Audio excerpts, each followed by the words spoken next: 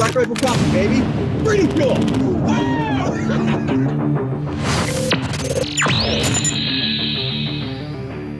Well, dude, I mean, it makes me wonder, like, how are you have so many awesome professions and hobbies. Like, how are you dividing your time between this stuff?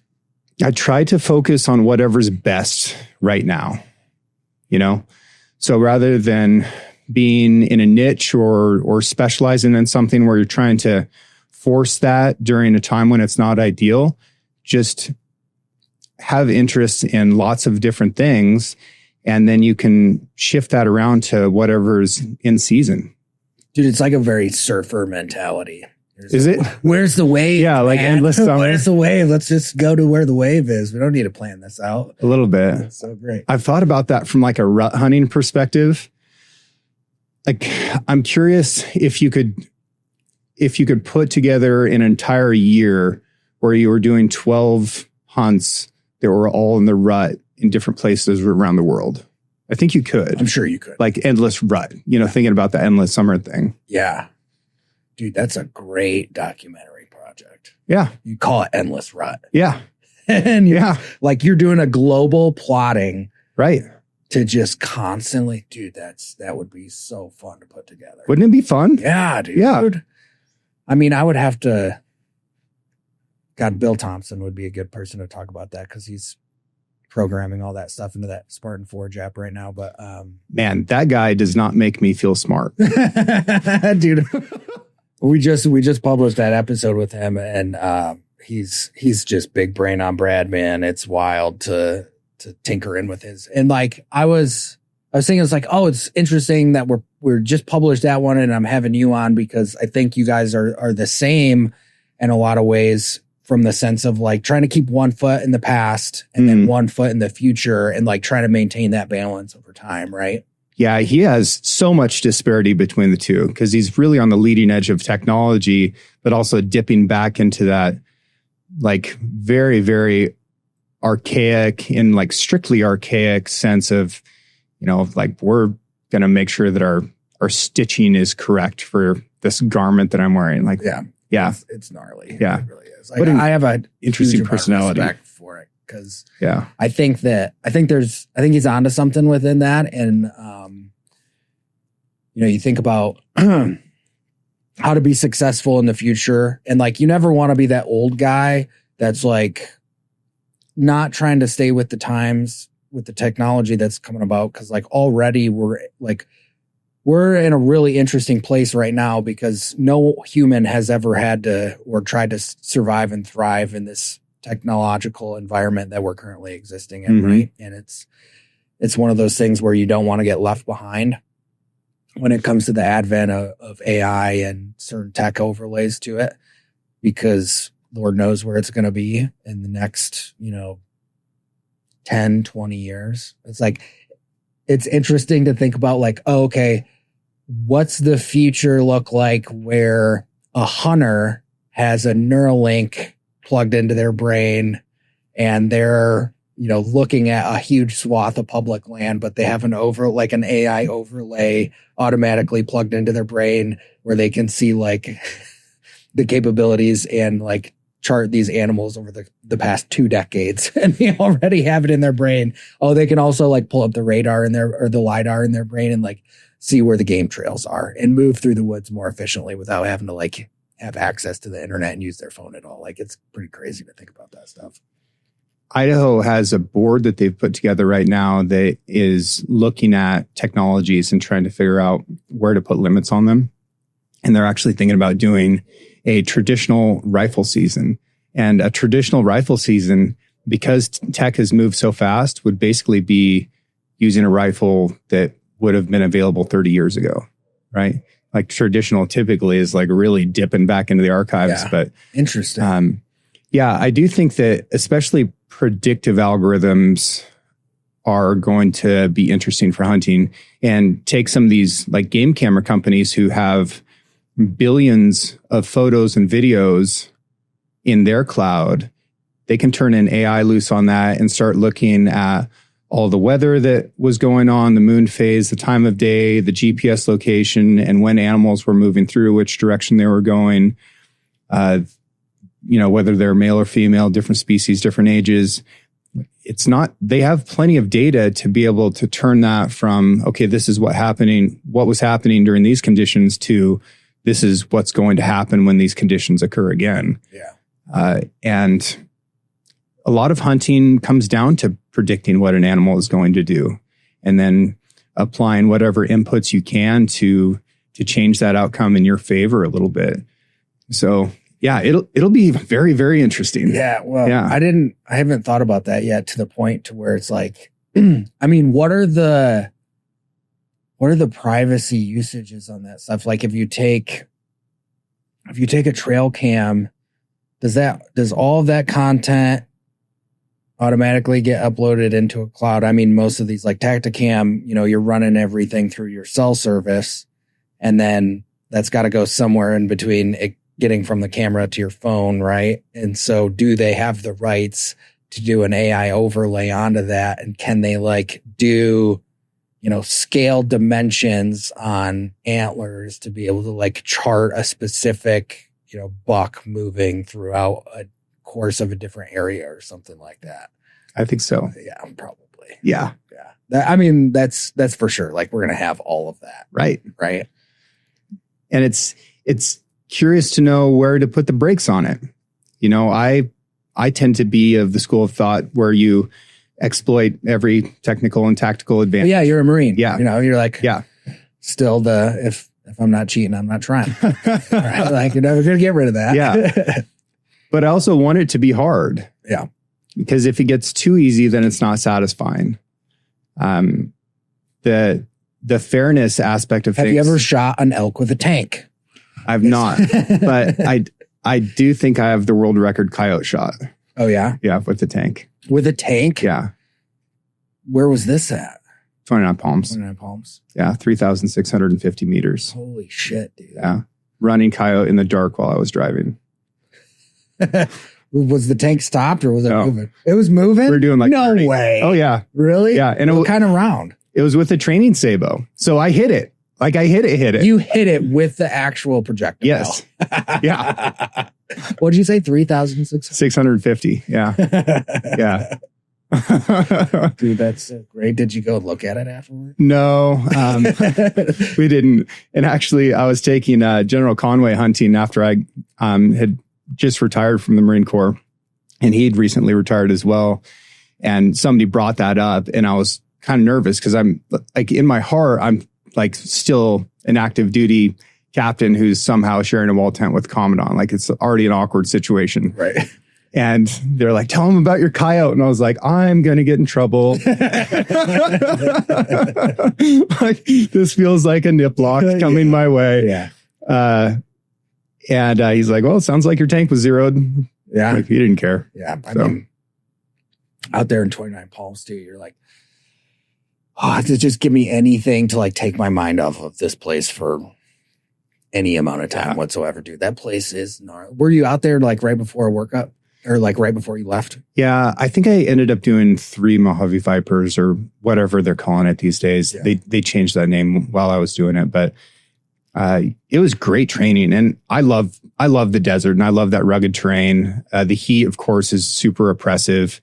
And if you're somebody who needs like town and social life and things like that, yeah, 29 Palms would be a bad deal. But that's really where I wanted to get stationed. And then when I ended up getting stationed in Lejeune, I was a little bit bummed out. It's like, man, I'm not an East Coast guy. I'm not a Southern guy. There's humidity. Like, what do I do? And I ended up so loving it there. Yeah. Yeah. Well, I mean, just from a training perspective, like what you can do with a tank in 29 Palms versus Lejeune, I would imagine would be vastly different. I got stuck during a training. This is one of my most embarrassing moments as an officer. As a second lieutenant, I backed my tank into quicksand in Camp Lejeune, like cartoon quicksand. And then I felt the tank sinking and was like watching the ground come up. And I said, driver, move out. And I blew both tracks off of it because all that sand gets between the tracks and the sprocket. Yeah. Blew both tracks off of it. Well, it's still a training. You still have to continue the mission. And if you're the one tank, that means you have to like continue. So I had to get off my tank that I just made a terrible mistake in and take somebody else's from my platoon and continue the training while my guys stood back there and tried to dig it out with e-tools. Cost me a lot of pizza. I felt so bad about that. Yeah. I didn't realize there was quicksand. Legit. Yeah. But I mean, it's just like soft sand, you know, certain times a year. But yeah, that was a big oops. Yeah. I mean, is that something that like you get free knowledge on and you're like, oh yeah, there's like quicksand here and here? Like, not really. And yeah, it was just soft. Like how fast we sand. talking that it started to like sink into that? Like we backed up and then the plan was to move out in a different direction. And then I just like felt the tank sinking in the back end and like panic mode told my driver to like move forward. And it was not the correct decision. Nothing that I did was the correct decision. But I didn't know. Know. Like that's part of the nature of training is to, make bad mistakes during that time. And, while I wasn't there during those times of year, I'm sure in Helmand, there's times where you get close to those wadis and sand gets saturated with water and it gets really soft and you could find yourself in that situation. Yeah. I think we were in some of the same areas in Afghanistan. You said you were in Sangin, right? Yeah. Sangin area. What was that like to be a tank commander during that time? It was very interesting. There was still, and I don't know if you saw them, but there was still like Russian BMPs and stuff that were dead on the battlefield. And some of these 50-year-old Mujahideen dudes were out there who probably had a hand in killing those things. And then they're walking up to my tank and like looking it over. Like, dude, you've been at this your whole life. Yeah, sizing it up. Yeah. Ooh, how do I do this one? Yeah. It's interesting and it feels a little bit stupid, right? You're looking at the graveyard of the Soviet Union in so many ways. And then here you are kind of doing the same thing. But yeah, I don't know. I just tried to be conscientious about it because it was an agricultural area. And coming from that myself, I was really careful about where we went. And yeah, dude, if you want to drive through a cornfield or something like that, there's probably not going to be any IDs there. Like that's going to be a relatively safe choice. But you just screwed up that person's crops and turned them into maybe an enemy that you didn't already have. So how do you balance risk in a situation like that? It's really complicated. And one of the things that I feel like kind of saved us is I'd grown up in this really steep area in Northeast Oregon around loggers who were taking skidders and dozers into impossibly steep country and then fighting fire as a repeller throughout the Intermountain West and seeing dozers line fires in impossibly steep country. So I was able to operate the tank in ways that were outside of the operating envelope of what they said we could do with the tank. It's like, this is a tracked vehicle. I've seen what they can do. I'll just do that. Because if I go where the Marine Corps says I can't go, then for sure these folks don't think I can go there either. And then we're not going to blow up. Right. Yeah. Coming from your background, was it pretty fun for you to like get into like the tippy top of projectiles? It was. It really was. And, I got to spend time at the Aberdeen Proving Grounds prior to deployment working on some of the tank munitions that are just now coming out. Yeah. And that was so interesting. And then also coming from like a science background, when I got to Aberdeen, the Marines were just there, like just shooting to see what would happen. And they had like all these T-72s and Russian tanks that they just had there for practice. Like, well, let's shoot it at the base of the turret and see what happens. I was like, all right, boys, like there's this whole thing called the scientific method. We need to have like a hypothesis and we need to have a control. Like there's a clear way that we run experiments. And these things look like they're pretty expensive. And they're kind of like, shut up, we're just going to shoot this. But that was the first time I got to use Doppler for ballistics. And now it's the standard, right? But prior to that, Doppler wasn't being used for like hunting or shooting projectiles at all. And it's really changed our understanding of the way these projectiles perform when they go down range. You know, nobody in 2009 that I'm aware of was really thinking about, at least in the mainstream, how ballistic coefficient might change with velocity. Yeah. Yeah. And so what were some of those learnings coming out of that when you're when you're working with these big rounds on this, like, you know, military capability on that, and then transferring that over into like a single person with a rifle? Well, I've tried to take lots of things that I had in the tank and bring them into the hunting space, and I've been successful at some of that. So like now you can take a SIG rangefinder and you can range the hillside, and then you can transfer that waypoint to Onyx. That came from me saying, hey, I had this in the tank. It was awesome. Like, we need to be able to do that. We've got all these tools available. We just need to get them to talk to each other. Right. And so you actually got that capability? Yeah. To go through? Yeah. Oh, shit. Yeah. So now you can do that. There's a little button on your app, and you can just go send to Onyx. Now, it's not perfect because the electronic compass inside of rangefinders, I think, is only accurate within like 25 degrees, but you can adjust it and make it right. And that's really valuable because in the country that I'm hunting in, say I'm glassing 2 or 3 miles across a canyon and there's many side drainages, and I see a bear, like, there's no way I can shoot him from here. I may not even be able to get to him from here. So I'm going to have to go on this huge maneuver to get around there that might take me all day. Now I can actually put a waypoint where he is, because if anybody's had the experience of like crossing several canyons to get to a point, when you get there, it looks nothing like it did in your mind when you were looking at it from far. Right. So now you can, use these electronics, and it all came from tanks, because I could laze a target and get a 10-digit grid for it. And that was wonderful for artillery and talking to aircraft and partner forces and stuff like that. But no, there's been a lot of things from tanks that I've just tried to bring into hunting, because I really enjoyed using it within that like weird sort of hunting version of things. Yeah. Yeah. So like that, using the coyote as an example there, like when you're trying, like, how do you shoot something on the move while your tank's moving accurately? Like what implementation are you using that to do that? The tank in that case is doing almost everything for you. So it has a tube that's sticking up that's calculating wind. The tank knows the direction that it's going and how fast it's going. Whenever you laze a target and you hit the laser button, the gun is going to take into account all of your atmospherics based off of how you're already swinging that gun. It's going to detect the target's speed, and the gun super elevates. So as soon as you hit that button, you'll see the gun mantle go, and then it'll elevate and gyroscopically stabilize, and it'll continue to hold that ballistic solution until you fire. Now, if the situation changes, say the target gets farther away or you get closer to a target, changes direction, you're going to let go of that laser, and then you're going to hit it again. You'll get a new super elevation. So the gun's doing everything for you to get it right.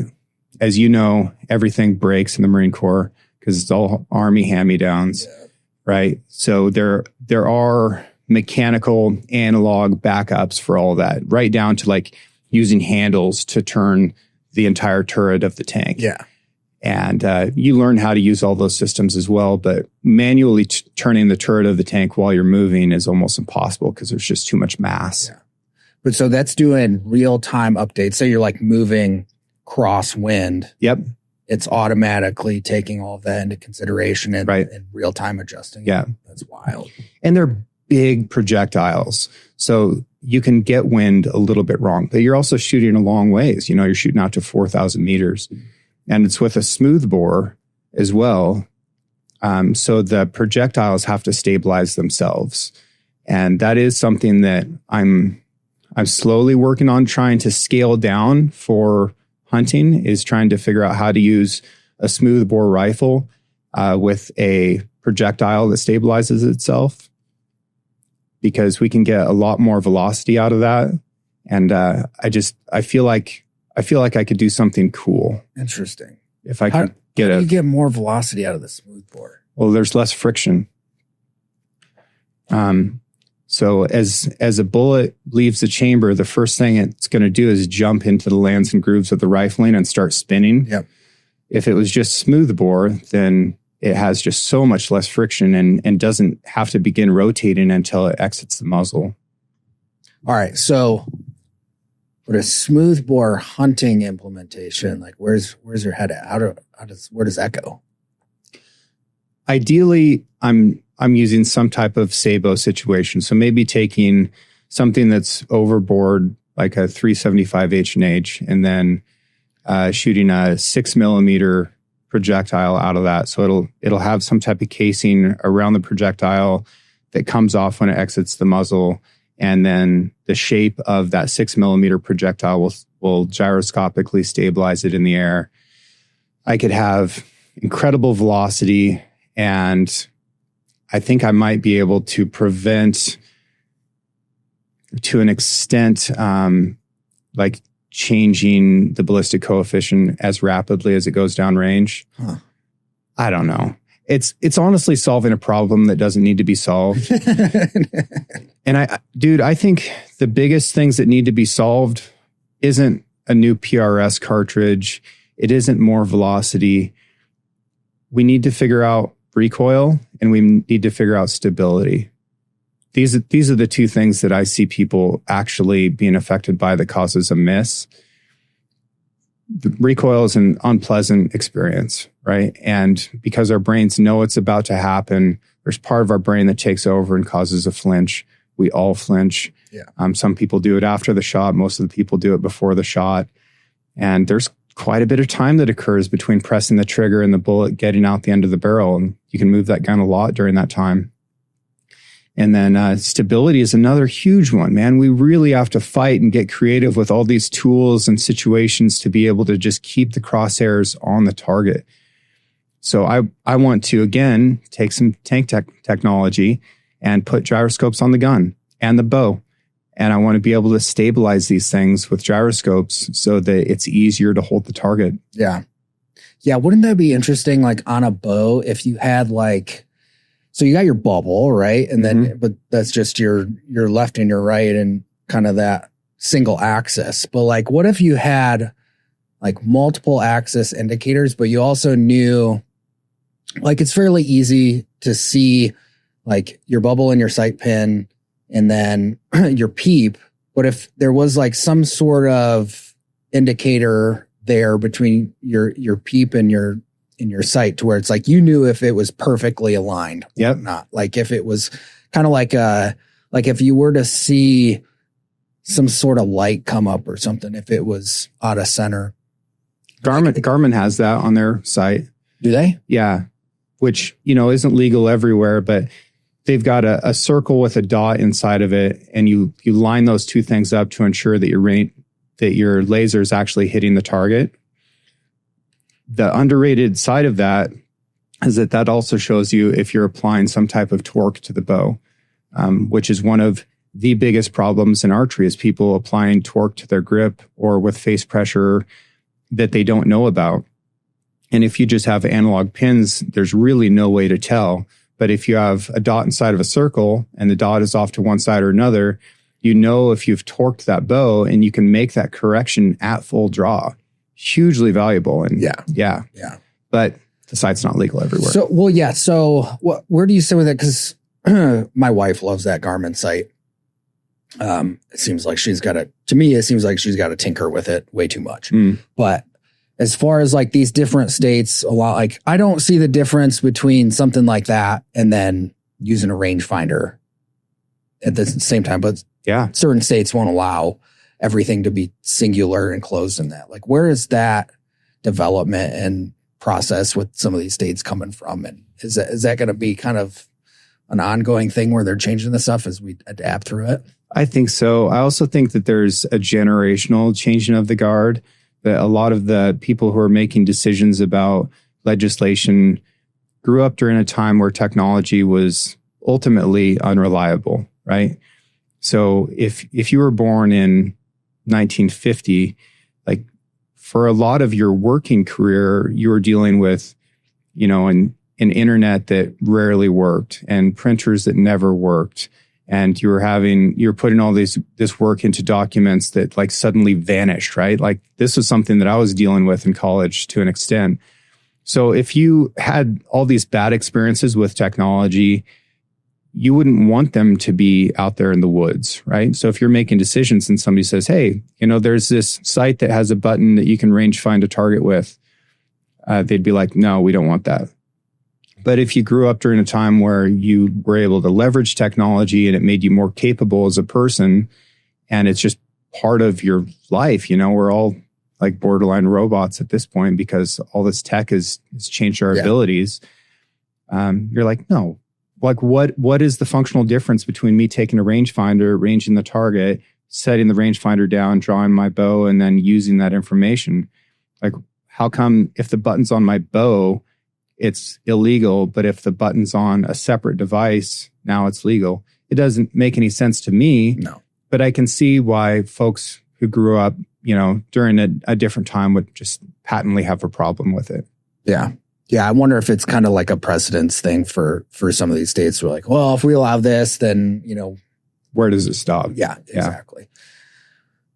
Because then you're like, well, and maybe it's like an overlay of just like sites in general, because it's coming off of like, because do any states allow, like, what's the thermal? Do you know like the full thermal, like site law and restrictions on some of that stuff? I know it in Oregon, and it was so confusing in Oregon that we had two different laws that contradicted each other that were on the books at the same time. And it was regarding thermal use for coyotes. And coyotes are not a game animal. They're not managed by the Oregon Department of Fish and Wildlife. They're managed by the Oregon Department of Agriculture, and they're part of this predatory animal statute. And it says that, you can use whatever you want for predatory animals, including thermals. But there was also another law that said you can't use thermals for anything. So I went to Oregon State Police and I was like, hey, can I use thermals to hunt coyotes? And one guy said yes, and one guy said no. And I went to the Department of Agriculture and they're like, no, you definitely can. And then I went to ODFW and Department of Fish and Wildlife, and they said, no, you definitely can. And eventually it went all the way up to the Department of Justice at the state level. And they said, you can do it on private land, but not on public land, which I also think was incorrect, because that would mean that the same thing applied to like ground squirrels and mice and things that are part of that predatory animal statute as well. Basically, when it gets convoluted, somebody has to get the ticket and then fight it, and then a court ruling sets the standard. Yeah. And I'm not going to be that guy. So right. I'm going to stick to private land. Yeah, exactly. Another thing on the tank side. So the Marine Corps got rid of the tank and snipers. R.I.P. I'm a little butthurt, but we won't get into that. I was just curious if you kind of felt the same way, like within the Marine Corps capability, getting rid of that. I think I felt very much the same way that you did, right? Since tanks were invented, they've been part of every major fight. It's crazy to think that they won't be needed in the next one. So yeah, that hurt. It didn't make any sense. And I feel the same way about snipers. Like, they're really critical. We need that job. And tanks and snipers have a lot in common. You end up with a lot of the same missions where it's a lot of overwatch, it's a lot of data collection, the ability to shoot a long ways, sometimes being overt, sometimes being covert. Like, there's a lot of similarities between the two things. And it just feels nutty to me that somebody was like, no, we don't need that. I get that tanks are expensive to operate. If I hit the button to start that thing, it costed 11 gallons of diesel. Just to start that. Yeah. Right? Yeah. Like, that's nuts. Yeah. I mean, think of like an 11-gallon jug right here. And it's like, just to start that turbine, that's what we're going to go through. Yeah. And they are really heavy. And I understand that the Marine Corps wants a more agile fighting force, but you can't just get rid of them without having something to replace them with. Yeah. Yeah. I don't know. Yeah. I mean, so what do you know? what the Army ended up doing? Because they didn't get rid of their tank capabilities. No, they kept them and continue to upgrade the Abrams. Yeah. Yeah. Yeah, it's fucking weird, man. And they have like so many tanks in the Army, and the Marines were the only ones who ever had tanks in Afghanistan. Like the Army never brought tanks to Afghanistan. Yeah. I think the Dutch had some tanks there, but they never went outside the wire. So yeah, it was just the Marine Corps' one little tank company. Yeah. It makes me wonder, like, how much of what's going on in Ukraine ultimately had a part to play with in that decision.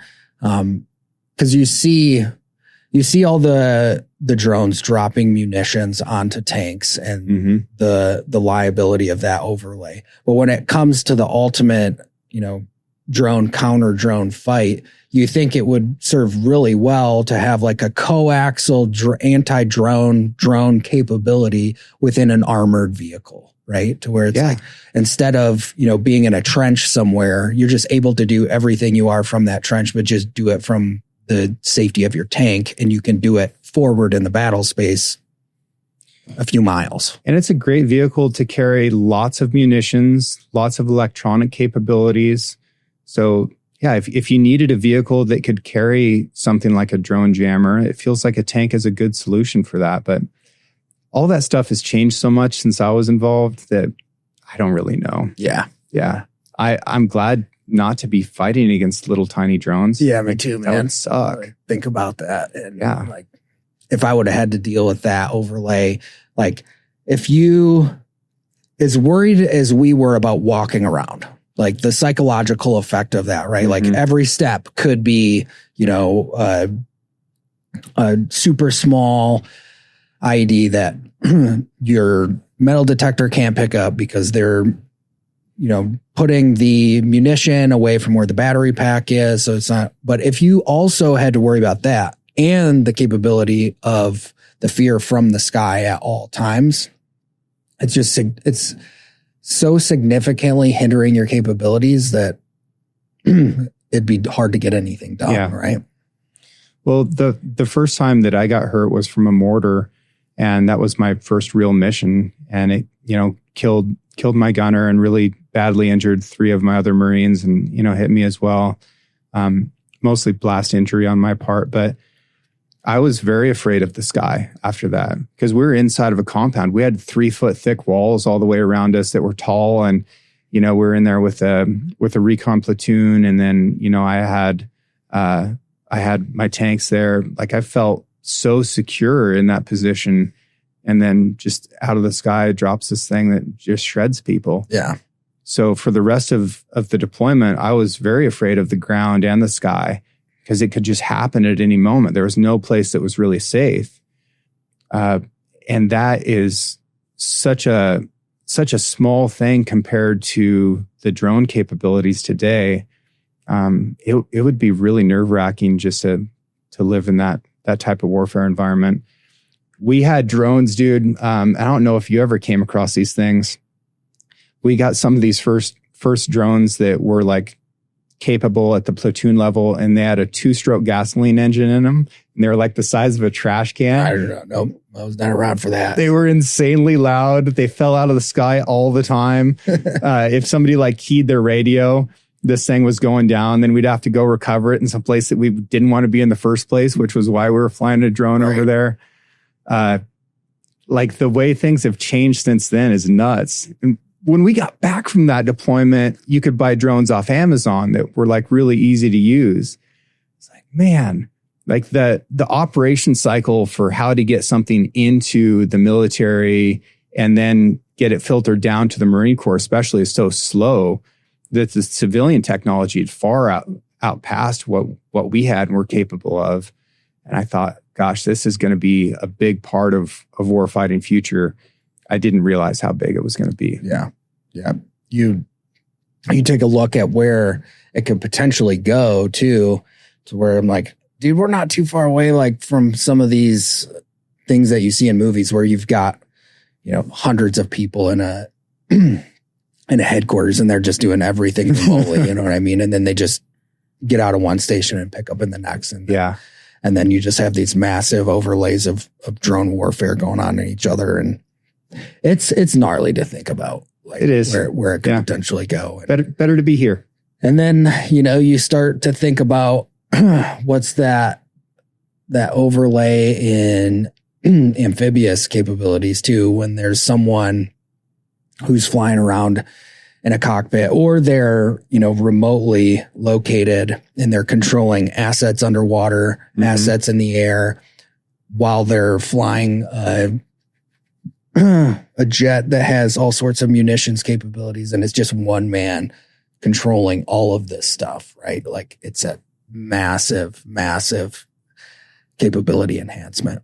Yeah. Or one man controlling an AI that's controlling multitudes of a swarm. Yeah.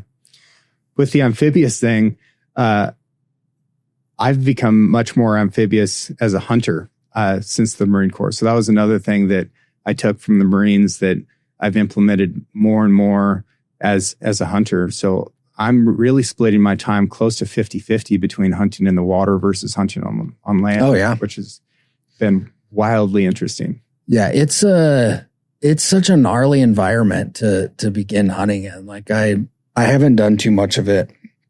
It's another one of those things where you're like, as soon as you get a little bit of time to do it, but interacting with Justin Lee out of Hawaii and like what he's able to accomplish doing that is just, it's so cool to like see these guys who have developed a really good skill set underwater and like what they can put on the table. It's so cool. And it's transformative when you get to go through everything psychologically that is required to spearfish effectively, and then combine that with the skill and the gear, and then condense a hunting season down to a minute and 15 seconds. It's wild. Yeah. Yeah. But now all of my elk guides are spear fishermen, and the way that influences how they hunt elk is fascinating. It makes you much more capable.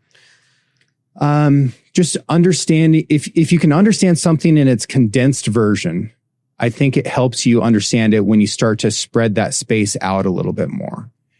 So with spearfishing, you're still calling, you're still doing ambushes, you're still doing stalks, but everything has to be so much more precise because a second is equivalent to an hour. So if you can do it in that style, then when you get the change of space and time getting spread out a little bit more, it feels like you're operating in slow motion and you've got more time to make decisions, and you can use that time to your benefit. Interesting. Yeah. So you think it just kind of changes thought patterns with your decision-making process when it comes to when you're not under such strict, oxygen restricted environments? Yeah, maybe like speed chess would be an example. So if you and I could play a good chess game in 90 seconds, and then suddenly you were given an hour to play that same game, like, you could be that much more effective, right? But if you only ever play the hour-long chess game and then you get put in that 90-second scenario, you'd be like, vapor locked. So I think that's one part of it. And then the ability to calm yourself down, right? So when I was in Panama this year, trying to spearfish for yellowfin tuna, we're out in the middle of the ocean, ripping at 50 miles an hour in a panga, and you start to see spinner dolphins jumping out of the water, and you know that there's going to be tuna under them, somewhere between 30 and 80 feet deep. And you're sitting on the back of this boat that's bouncing across the waves, and it's hotter than hell, and you're in your suit, you've got your mask on, and you're trying to breathe up and like actually lower your heart rate in this chaotic situation. And then as soon as they mark fish, bail out of the boat, throw the floats in, get one breath, and then dive as deep as you can for as long as you can.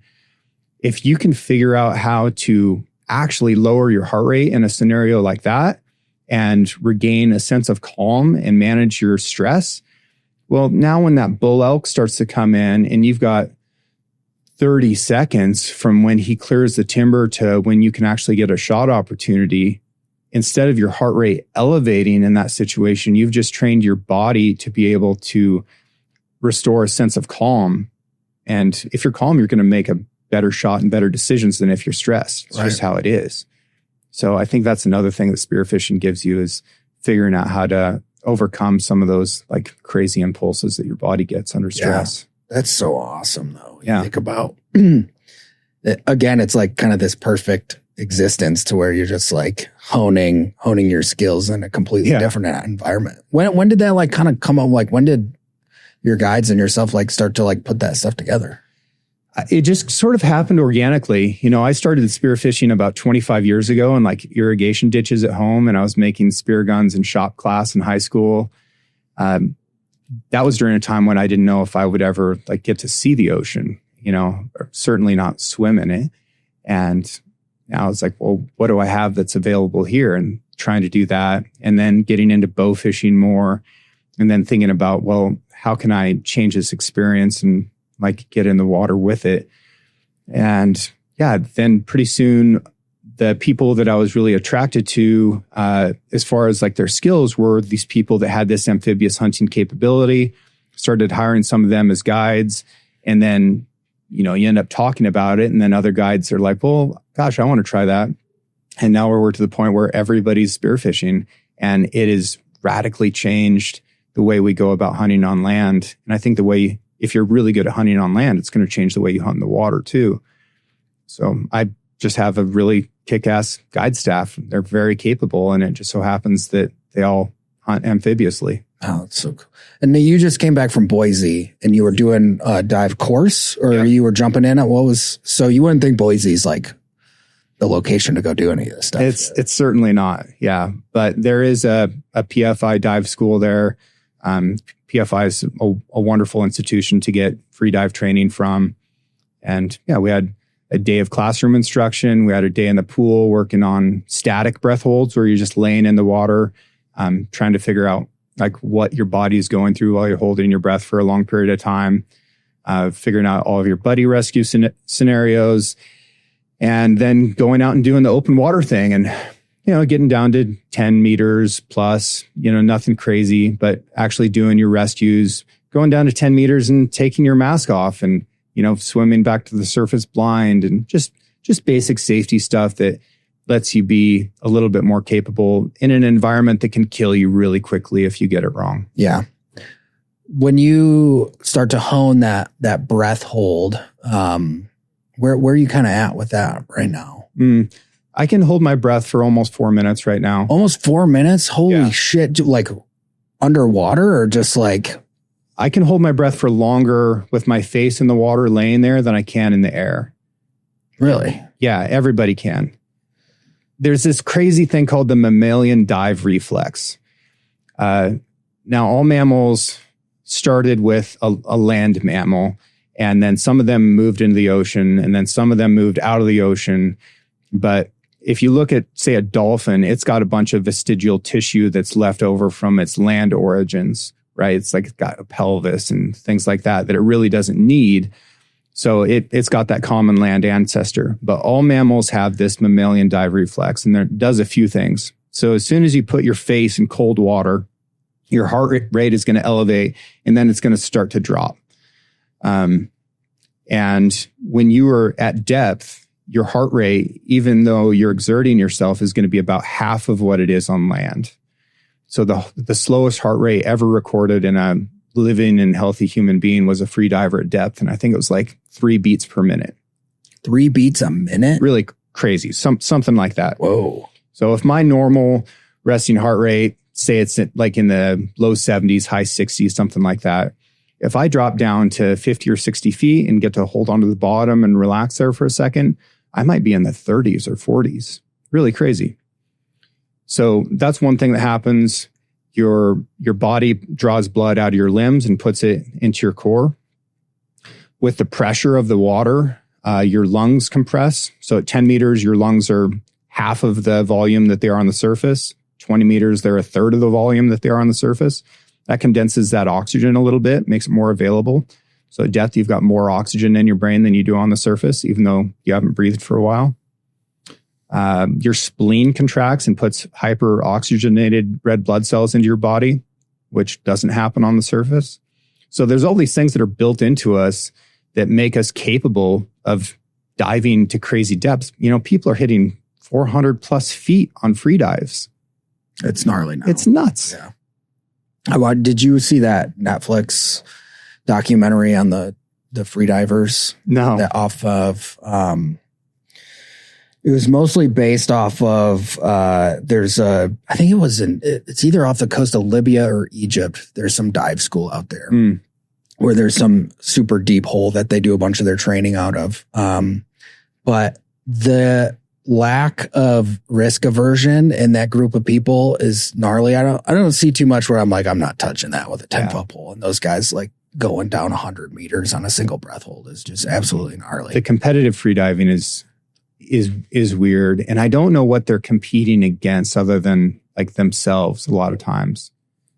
But there's a euphoria that you get from holding your breath for a while and being at depth that I can see the addiction, just the feeling of it is a version of a high. But man, there's a lot of fish at 30 or 40 feet. Right. Like, it's all right. There's no practicality to it whatsoever, which is why it probably doesn't resonate with guys like you or me. But what's that? You talk about that euphoria that kind of happens when you're doing these breath holds. I've like very minimally like tinkered with breath holds and stuff like that. But talk me through like what your mental process is when you're trying to do that. And specifically, it always feels like kind of the beginning parts are a little bit more difficult, and like there's some reflexive stuff like you're talking about that happens. But if you know that you're about like, I need to optimize this to where I'm getting 90 seconds plus, what kind of walk me through your, like what's going on in your head during that? Some of the biggest aspects of it are the breathe up beforehand, and that transfers to the water as well. So if I'm going to be down for an amount of time, I need about triple that amount of time to breathe up beforehand, because you're not really diving with the oxygen that's in your lungs. You're diving with the oxygen that's in your blood. Now, say you were on the table here and you're about to have a surgery and you're under anesthesia, you're knocked out, you're not breathing for yourself. We can pull you off oxygen, and you've got about 9 minutes before we have to actually give you oxygen to keep you alive. So if you're relaxed, we can make it a long time with just the oxygen that's in your blood. So for 2 or 3 minutes, 4 minutes, 5 minutes, I'm just going to breathe, fairly normally. Everybody's got their own little routine for it.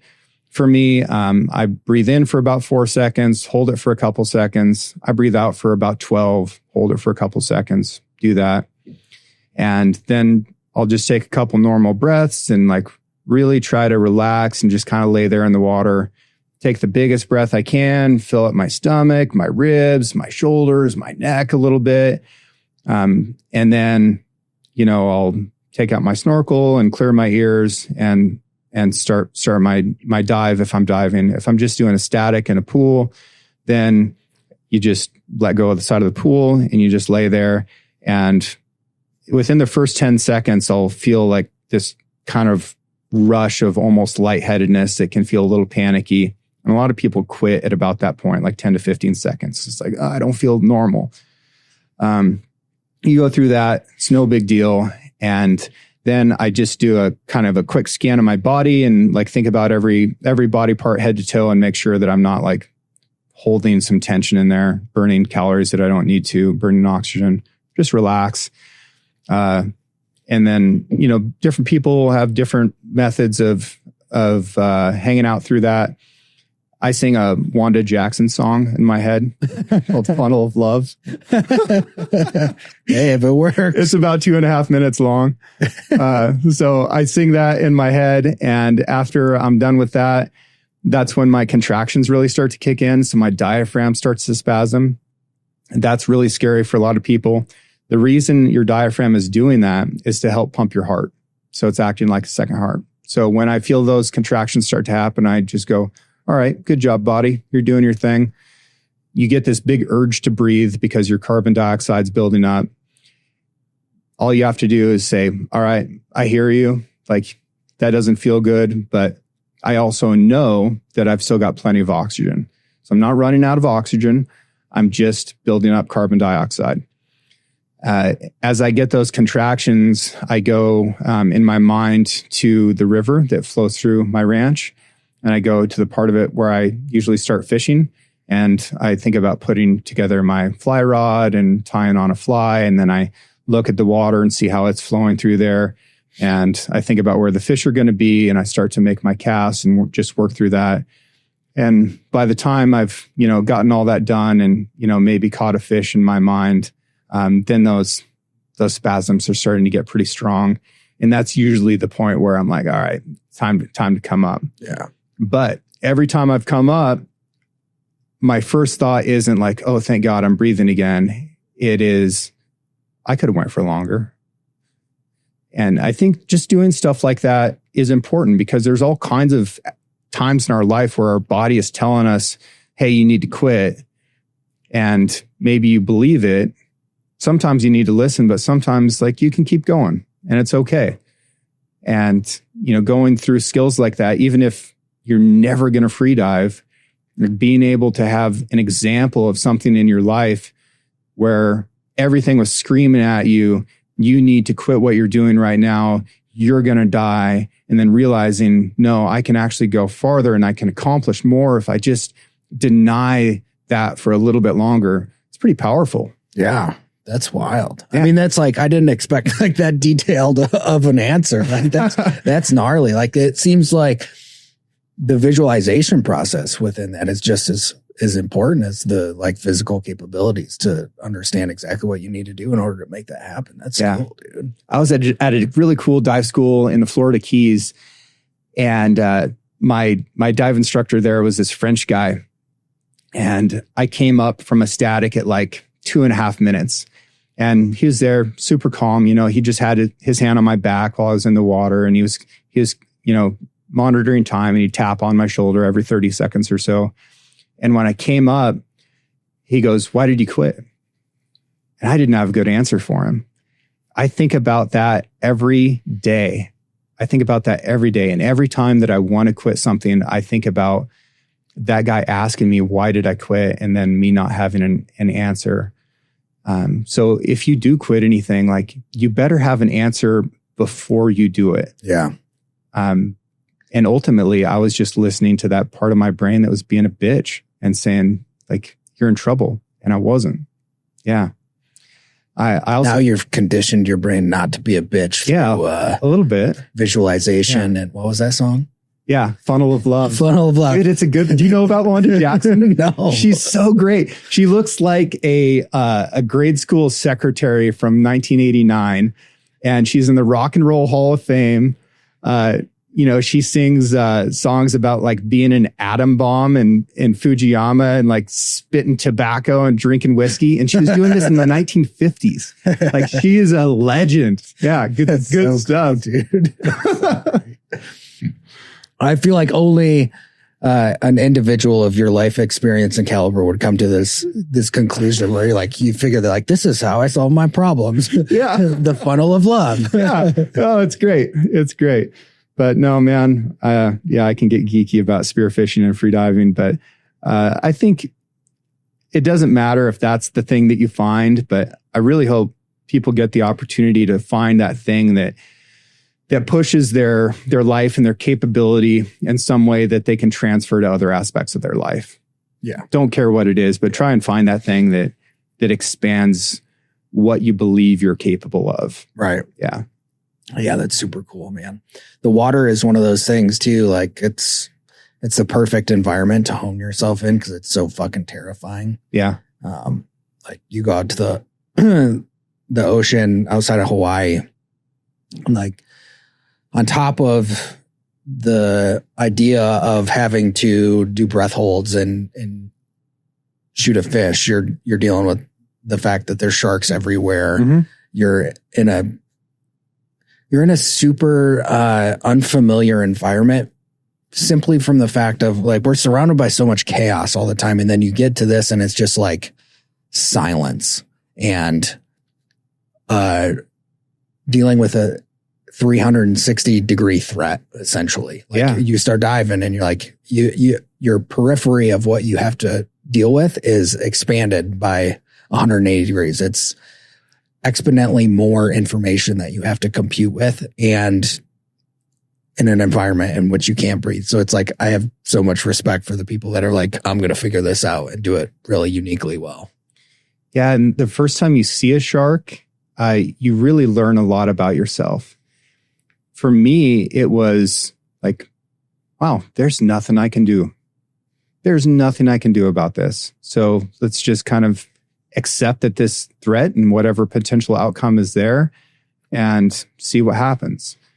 Also, the best thing you can do with sharks that are somewhat being aggressive is to return that aggression towards them. And as a ranch kid from Northeast Oregon, grew up in the mountains and the canyons, the first time you see a shark and you go, all right, I'm going to try this, and you point your spear gun at it and you swim towards it and it yields and leaves. Oh, the empowerment. Yeah. I could go through a wall, it's incredible. And after you have an experience like that, it's like, what else in my life is like this, where if I just confronted it, it would go away, Yeah. I mean, didn't you, God, I feel like I remember you were charged by a black bear. Oh yeah. One spring or something like that. And it was like super violent, aggressive with you. Is that right? Did I remember? Yeah.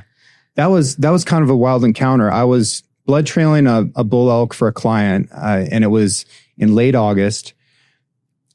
It was shot in one lung, and blood had gotten really sparse, where I was finding one drop every 40 yards or so. And I looked out and saw some ravens circling. I thought, well, maybe the birds found him. So I left my client and one of the guides there, and I went down to look at what the birds had found. And as I was getting close to the area, I smelled dead, like old dead. So I knew it wasn't this bull, but I still want to know what's going on. So I keep working my way into the wind. And there was this tall grass and these short pine trees there, and a big pine tree. And I was alert, right? If you're talking about like Cooper's color codes or whatever, like I was alert, but I wasn't alarmed. I was definitely paying attention. And I see a little bit of movement in the grass, and this bear pops up, and then I just see its ears pinned flat and just ran straight towards me. Was it on the carcass? So it had either killed a bull elk or something else had killed it, and it was eating on it. And there was later I found a bunch of scratch marks going up this tree. And I think that a bigger bear had been coming in and chasing this bear off, and it was feeling really defensive and aggressive. And because I come in downwind, it had just had enough. And it was a little bear. This was like a 120-pound bear. Huh.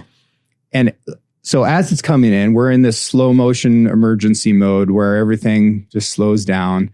And my first thought was, I'm about to get jacked up by a little tiny bear. This is going to be so hard to explain, right? And as that's happening, I'm reaching up for the 10 mil that's on my chest, and I draw it. And then I'm thinking, man, I hope I see the red dot when I get this gun forward.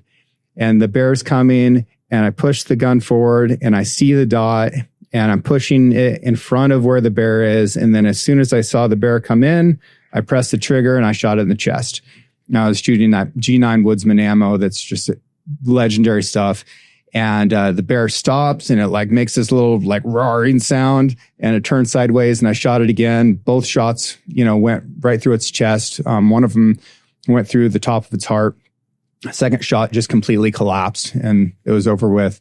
And dude, I was shook up from that. I can imagine. Yeah. So, and it ended up being about 7 or 8 yards away where I shot it. So it was happening fast. Anyways, but it was no timing. It was just like it saw you and it would just started beelining at you. There's no like, oh, this is an escalating situation. Bear popped up, bear charged. Yeah, just little bear. And I think that happens a lot at the end of August and early September. Bears are going through something called hyperphagia, where they need to stack calories as hard as they can. And that is when a sow is determining whether she's going to get pregnant or not. Because they have delayed implantation. Do you know what that is? Mm-mm. One of the craziest things of all mammals, delayed implantation. So I always wondered why bear cubs were so small. I knew that they rutted in May and June, right? That's when they're getting bred. And then they're having a cub that's smaller than this can of water in February. It's like, that doesn't make sense. So what happens is she gets bred in June when there's elk calves and grass and food is very abundant and available. So they're rutting during a time where they're not burning off calories that they can't replace, which elk are terrible about, right? Mm-hmm. They do all this rutting in the fall and then go into a time where food is not available. Well, that fertilized egg is called a blastocyst, and it just floats around in the uterus until October. And if she's getting 30,000 calories a day and is in good health, then she allows it to attach to her uterine lining and then has those cubs when she's hibernating in the den. She isn't eating, she isn't drinking, she isn't defecating or urinating, and creates milk just off of her own body fat until they can emerge from the den. So she needs those cubs to be really small. She also needs to be in a den so that this helpless thing has protection. It's so intelligent. It's so incredibly intelligent. So during hyperphagia, the boars are trying to put on as much fat as they can to make it through the winter. The sows are trying to put on as many calories as they can so that they can actually reproduce and have offspring, that biological imperative. And because of that, super aggressive. Dude, that's fascinating. Yeah. Wow. So that, like just necessity of food, was it a sow that it happened to be a little boar? Yeah. That just makes this so pretty much all of the summer, they may be in this kind of hyper aggressive state. Hyperphagia is really going to kick in September and October. Yeah. Wow. Yeah. They're more chill in the summertime. And we see a lot of bear attacks right after holiday weekends. And I think people are getting out in the woods and disrupting bears out of their habitat that they're comfortable in. And then the next time they get an encounter, then we see a lot of bear attacks right after, Memorial Day, right after 4th of July, around Labor Day. Like those are periods where that's going to occur a lot. The same thing happens with wolves, although they're not attacking people. Livestock depredations tend to go up during those time periods as well, just because they get displaced out of the environment that they're comfortable in. Yeah. Interesting. And you're also in the livestock game, right? Yeah. Yeah. What'd you say? You're like 5th generation in your area, Oregon, something like that? Yeah. Yeah. The Six Ranch is one of the oldest businesses in the state. No shit. We were founded in 1884. Going strong. That's cool. Yeah. So this has been a part of your whole entire life. Mm-hmm. This lifestyle of ranching and just guiding and hunting. Yeah. I started guiding when I was 14. Yeah. Yeah. Guiding backcountry wilderness trips with horses and mules. Some of those trips are 10 days long. Can't believe they let me do it. Yeah. Right. Yeah. I mean, that's the way people should be raised, I feel like. How much did you learn there versus sitting in a classroom for 10 days? Dude. Yeah. Yeah, the classroom environment is great for some people and not for others. And, I definitely grew up in a time where if you weren't excelling in the classroom, it meant that you weren't very capable. And I believed that for a long time. But it's simply not true. So for the folks who are out there listening and they're struggling in one environment, like try and find the one that you don't struggle in, where you can excel. Yeah. How difficult is that to be in the cattle game right now? It's tough. It's tough in a lot of ways, but the tariff thing hasn't really settled out yet. We don't know what that's going to look like. There's only like 3 major kill facilities in the US, not facilities, but companies. So there's damn near a monopoly on who is actually killing and packaging all this beef. So they're really controlling the prices. Cattle prices are extremely high right now. So if you've got cattle, you're selling them for a lot. And anybody who's been in the cattle market for a long time knows that that's bad because what comes next is a huge price drop. So the smart ranchers are not out there buying new pickups right now. Like they're saving their money. Yeah. But cattle prices are extremely high. We've got some goofy stuff going on with like country of origin labeling. So if you can have cattle that are produced in another country that might be killed in another country, but some of that beef gets cut in the US and it can say a product of the USA. And it's not American beef at all. That might be like rainforest beef from Brazil or something. Interesting. Or Canada. So who sets that is that the USDA that's saying that this labeling does or does not need to go on there? Yeah, it's the USDA. And then, there's portions of the cattle industry that, want country of origin labeling, but don't want country of origin labeling. I think people deserve to know where their beef comes from. Yeah. Yeah.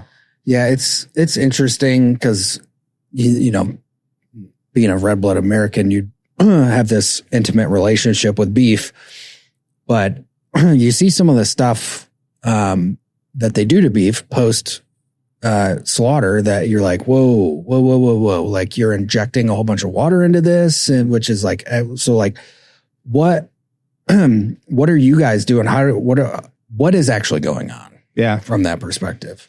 Well, if you're going to sell beef commercially, meaning it's going to a grocery store or a restaurant, then it has to be killed at a USDA slaughter facility where somebody from the USDA actually is there on site. A lot of times they have an office inside that building. Now, if you're going to kill chickens, which are a lot dirtier animal, and that can be in your backyard, it's kind of interesting. To be able to be sold in grocery. Yeah. Interesting. Yeah. And chickens get their own category. But yeah, so it's got to get killed at a USDA facility. For us, what that looks like is we're going to take a trailer, just a horse trailer load of cattle. We're going to take them over to a kill facility. They're going to spend the night there. The next morning, I'll take them through, kill them, slaughter and process them. They're going to hang. We like our animals to hang for 28 days to get some of that fermentation going on and develop the flavors and the tenderness, things like that. And then it's going to get packaged and go out to, restaurants or whatever. One of the loopholes that I wish more people would take advantage of is if you want to buy beef that you know where it comes from and like it's a ranch that you support and stuff like that, you can buy that animal on the hoof, right? So you can come to a ranch that's near you and say, hey, notice that you're doing a good job. You're taking care of the habitat. You're treating your animals well. I would like to buy beef from you. So you would buy that animal live. Now, a mobile slaughter guy can come out and shoot that thing in the pasture with a 22 mag, can skin it and gut it and put it in a cold refrigerated truck, take it down to your local butcher shop. They cut it up. Every package has a sticker on it that says not for sale. And that can be your animal. You can also get in with 3 or 4 other people and you can like cow share that. And that's a great way to go, right? That's a great way to go if you've got the ability and the freezer space and whatnot to do it. But it's worth mentioning that a lot of these, especially these smaller USDA plants, they're doing a wonderful job. Like they really care about taking care of those animals. They take care of their people. Their butchers really love their job and want to do the best possible thing that they can do. You get into the bigger ones and it's all about efficiency. So I went to this big cow kill facility outside Boise and Kuna, and their chain speed, I think, was 18 seconds. So every stage was 18 seconds long. And that's like, for everything from like killing to skinning to gutting to, as this animal's getting down the chain, it's getting quartered and, a sirloin tip is getting started. And the next stage is a sirloin tip gets cut off. There's all these people. A lot of them were prisoners as well, which was cool. They're on work release. And these guys would work one station maybe for 10 years and they'd be really good at that cut. If they could increase their chain speed by 1 second, it made them an extra $1 million a day. Whoa. Right. So it's all about efficiency. And at that stage, like the quality of everything kind of comes in second place to like just how much beef can we cut today? Yeah. Yeah. Which is like a natural byproduct of anything. And we're in a corporate. It's part of scale economy. Yeah. It has to happen. It's interesting too, because I didn't realize there were so few USDA facilities and Well, I misspoke. There's a lot of facilities, but there's only like a couple companies. So like Tyson and BP, I don't know. There's like some Brazilian like Thug Brothers that own a huge one. They basically control everything. Yeah. Okay. All the pork, all the beef is going to go through them. Yeah. Cause, you know, Maui Nui. Yeah. So they do all of their access slaughter at night. Mm-hmm. I don't mind, and they have to have a USDA rep out there with them to do it. And they've got like 30 animals to get that animal cleaned and in a trailer. And yeah, they do a great job. Yeah. Have you had their stuff? Oh yeah. Oh, it's so good, dude. It's so expensive to get that from Hawaii, but it's so worth it. And axis deer is the best, man. It's so good. I tell people all the time, if we had axis deer, I wouldn't hunt elk anymore. Yeah. Yeah. Yeah. I've been able to shoot a couple different axis out of Hawaii, and it's just gnarly how good that food. I mean, anything out of Hawaii.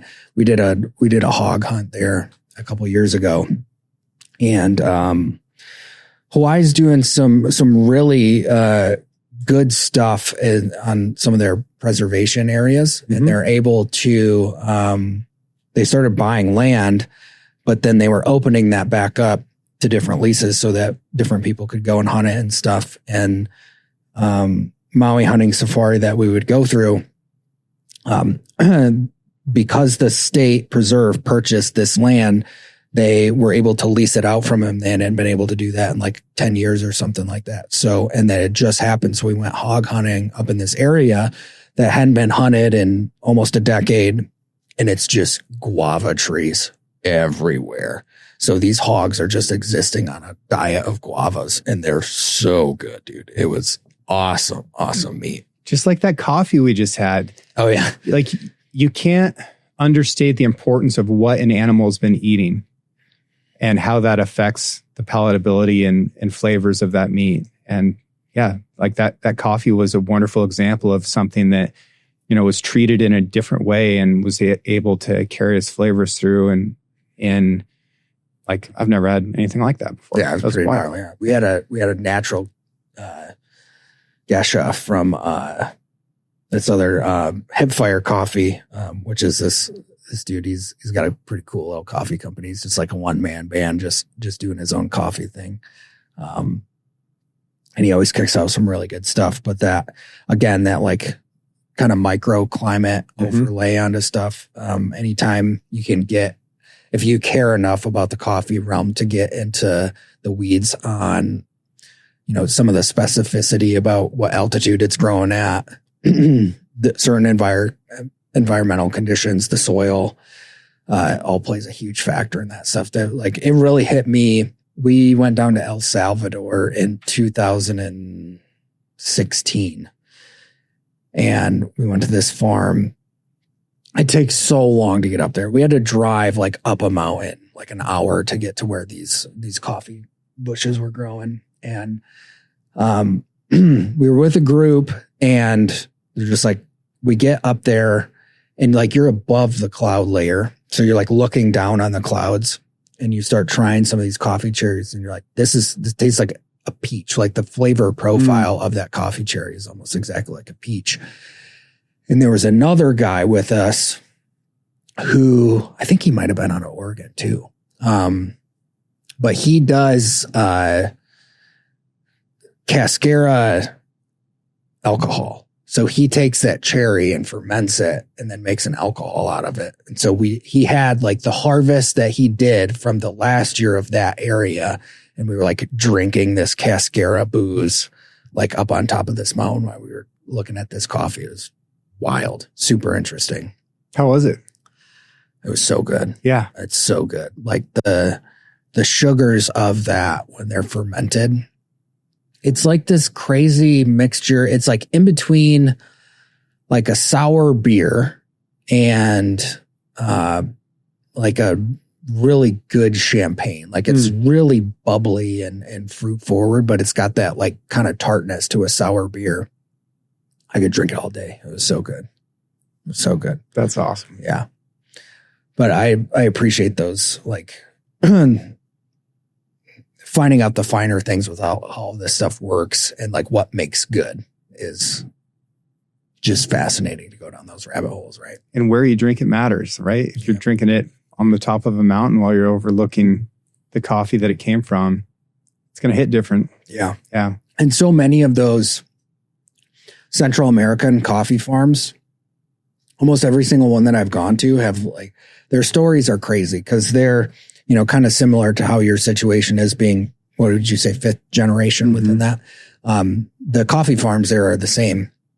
So a lot of these grandfathers, great grandfathers, were fighting communists, like, not in theory, like they, like actual, like their farms turned into little hubs to fight the communists. And that farm where we were trying that and we sourced some coffee from them. Like, yeah, my great grandfather was kidnapped and held for ransom in the early 80s, late 70s by the communists, you know, because it was just, dude, Central America in the 70s and 80s was gnarly. The back and forth and like the overlay between like what the CIA was doing down there and the onset of communism. Like all of these coffee farms went to war at some point. So you're coming off these guys and like every time we go, they're like, oh, we fucking love Black Rifle. Like, where have you guys been? Like, you're exactly the personality types that we want to deal with when it comes to this, because we align with you a lot more than we do Starbucks or whatever other reps are sending people down there to go source coffees, you know? The captain of the sailboat that I was on when I was spearfishing Panama grew up in the Darien Gap, which is that roadless section between South and Central America, completely lawless. And this guy was a pirate, like in the flesh. And he had grown up so rough. Fantastic guy. Like, felt very good with him on board. It's like, whatever drug running is still happening in this area, like, pretty sure if it comes through our boat, like, this dude's just going to tear him apart. Yeah. He's a beast. Yeah. Yeah. He'd pull up the anchor, you know, by hand every day, even though he had a windlass to do it, and sweat would be rolling off of him. And he's just this giant guy with, like, I don't know, fingered bones hanging off of his necklace. It's fun. That's so great. That's what I love about some of these. Like, once you like go down the rabbit hole and like really invest yourself into getting like the people that you interact with as you go into that, like, makes life so interesting. Like, yeah.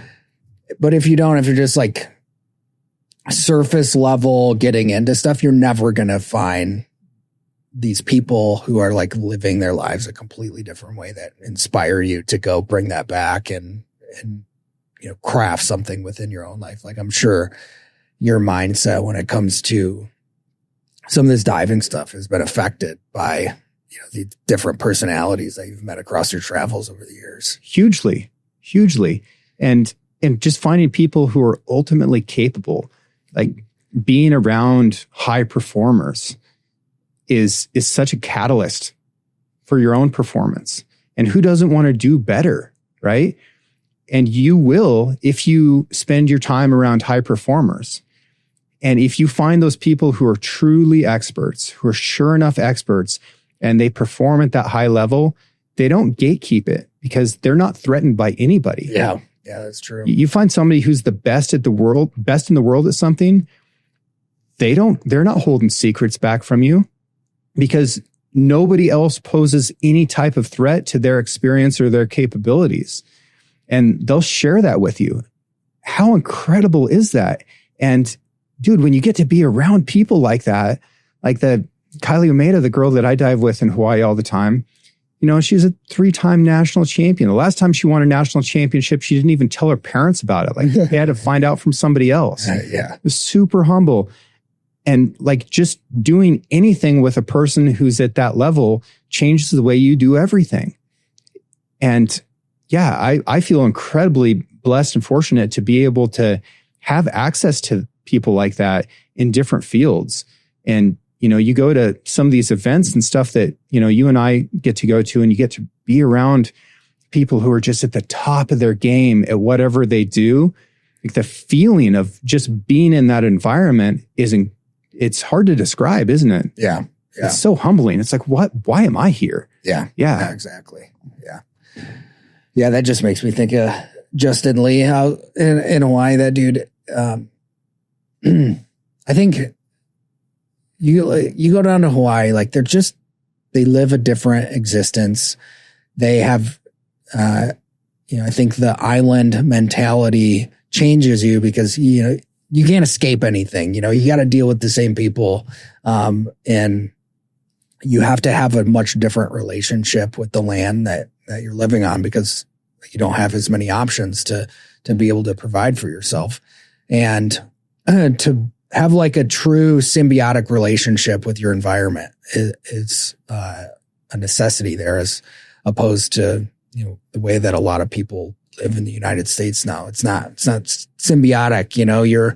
The way that we exist now is transactional. And so to like go and expose yourself to that part and like see the personality differences for those people. One, it seems like they're always happier. And their knowledge when it comes to nature and the interaction with it is so much different. And they're very generous. Yeah. Yeah. Like, because you have to be, because you're in a dangerous environment a lot of times. Yeah. Right. Like I equate it to like, you go up, like where I'm from in Michigan, you go up a little bit north of that into the Upper Peninsula. The winters are so gnarly up there that like you have to be a good person, and pull over for people and like be offered, because it's not a matter of if, it's just when. Like you're going to be that dude that something happens and they're in a ditch and it's sub-zero temperatures and you're at the mercy of your neighbors in order to survive. It's much the same where I live, and I find so many similarities when I go to a place like Hawaii, because I kind of live on an island too. It's just surrounded by land, So on one side, I've got the biggest wilderness in Oregon. On the other side, I've got the deepest canyon on the continent. And anytime that there's a mudslide or a snowstorm or any type of event, we've truly become an island. There's no way out. There's no commercial airport. Like there's one road in and one road out. And when that road gets closed, you're all on your own. So when I'm doing things like growing food in my garden and canning meat and smoking fish and, making like fermented preserved meat products and stuff like that, yeah, it's interesting. And yeah, there's some gal in Iowa that's probably doing the same thing for YouTube. But when all the roads close, I really need that. Yeah. And maybe my neighbors do too. Yeah. Yeah. And maybe I need something from them. So when you start to depend on your community, it really changes the way you do business. And you have to do everything honestly and with integrity. Otherwise, that community won't accept you. Yeah. Yeah. It's cool. It's like the old ways, man. Yeah. It's good. It's always the best people. Super cool. I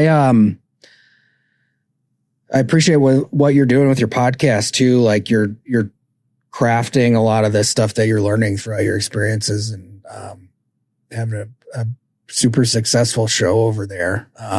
So it's super cool.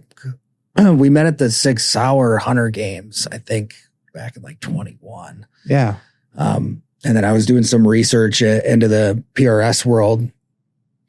It's like, oh, fucking James has got a fucking Brian Litz on his podcast. And I was like, and then I started going back through. I'm like, holy shit. You're like, I don't know what the American version of a Renaissance man would be, but like, you're like living that, but you're also like packaging all that stuff and doing a really good show and like trying to spread that knowledge here throughout the show too. Thank you. Yeah. What did you get from that podcast with Brian? So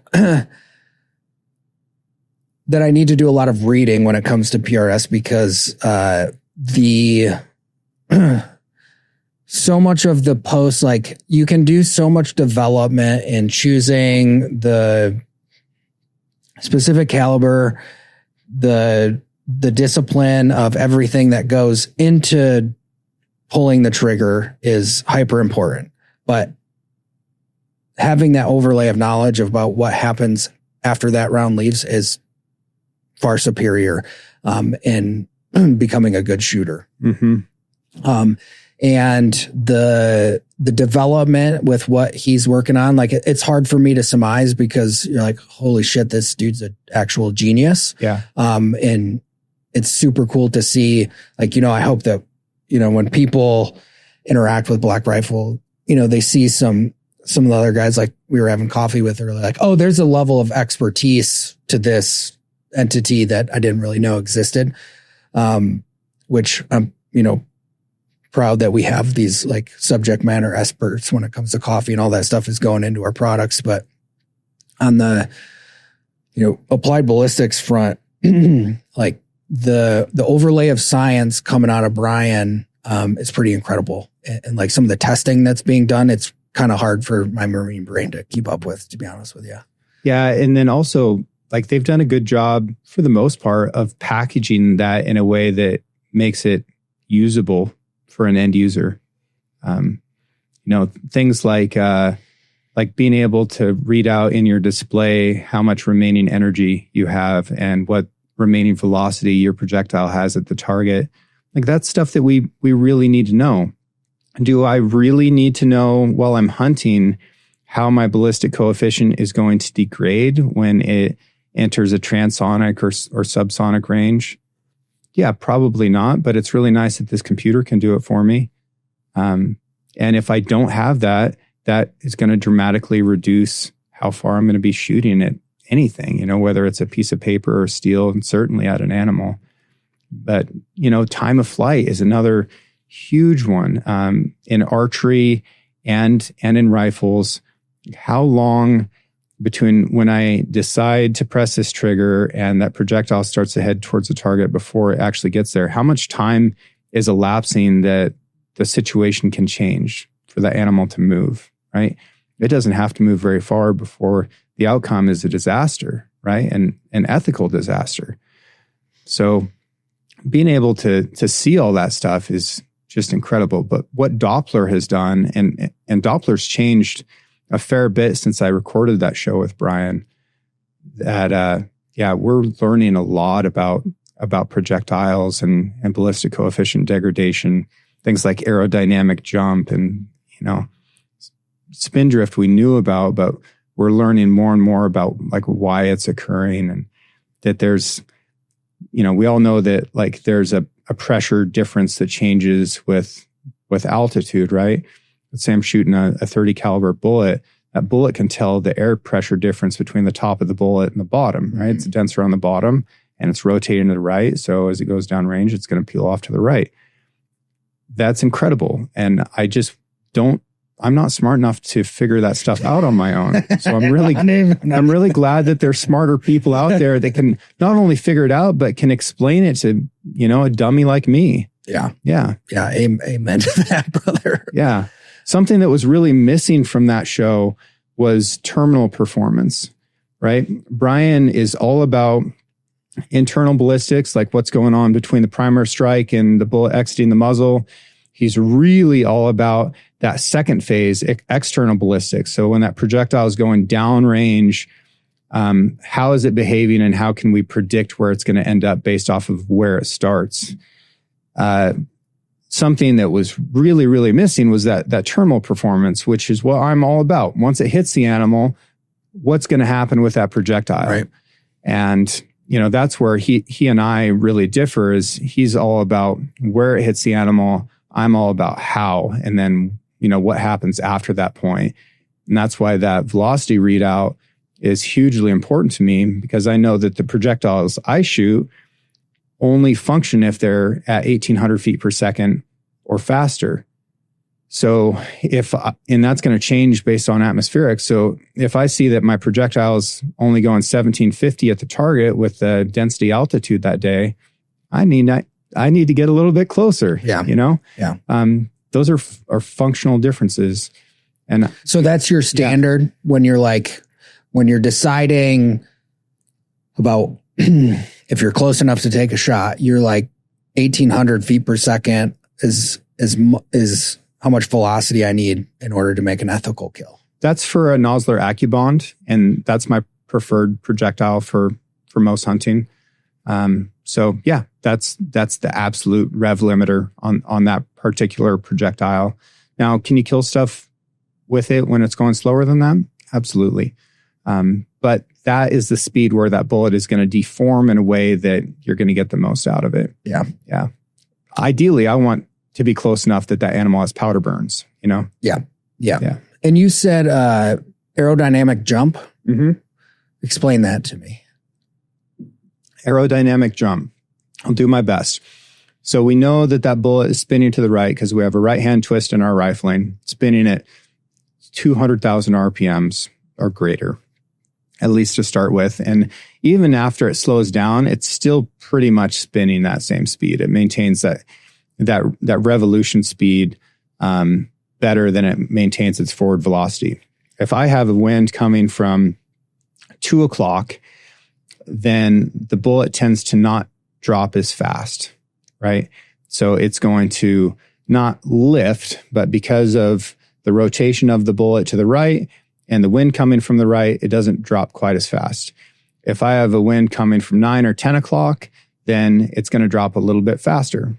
So we can't just put in a 9 o'clock, 5 mile an hour wind and then expect everything is going to be the same if the wind's coming from the left or the right. So that's aerodynamic jump in a nutshell. Okay.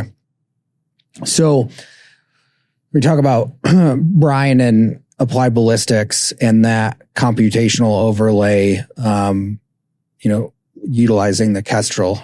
And they figuring out like, okay, so you're still capable to plug in all your environmental conditions, and that kind of new updated algorithm is giving you this new overlay of data. Right. So within ballistic coefficients, there's G1, which is based off of an old like spear style bullet. And we can use a G1 ballistic coefficient to show how much better our projectile is at maintaining its velocity. You can use a G7, which is another standard to base it off of, which is based off of a little bit more modern bullet. There's also G8, which is out there. But what Applied Ballistics and Fordo and the folks at Hornady have really done is figured out these custom curves, which is to say that as the pressure on a bullet changes, the ballistic coefficient or that bullet's ability to maintain its velocity is changing as well. So we can have different ballistic coefficients at different ranges and understand that once we hit 1,340 feet per second, now, we need to use this ballistic coefficient to understand how much that bullet is going to slow down, what its time of flight is going to be like, how gravity is going to affect it at this stage. So like combining a couple different models within kind of the same. Yeah, it's like a sliding scale, right? It's just a sliding scale. So anytime that you get to use one of those custom curves, do it. I will say that Applied Ballistics, I think, has the wrong data in for any Hornady projectile. And I don't know if they're like squabbling in the background or what, but it seems to be wrong on anything Hornady. But Hornady has its own ballistics and some really brilliant ballisticians out there that you can use their data and you can figure out what your ballistic coefficient is. Something that, I do that more folks probably should be doing with their Kestrel is if they can get out and shoot to say 12 or 1,300 yards or 10% less than their like transonic range, they can see if their bullet's hitting higher or lower than what the computer is telling them. And you can start adjusting your ballistic coefficient based off of that.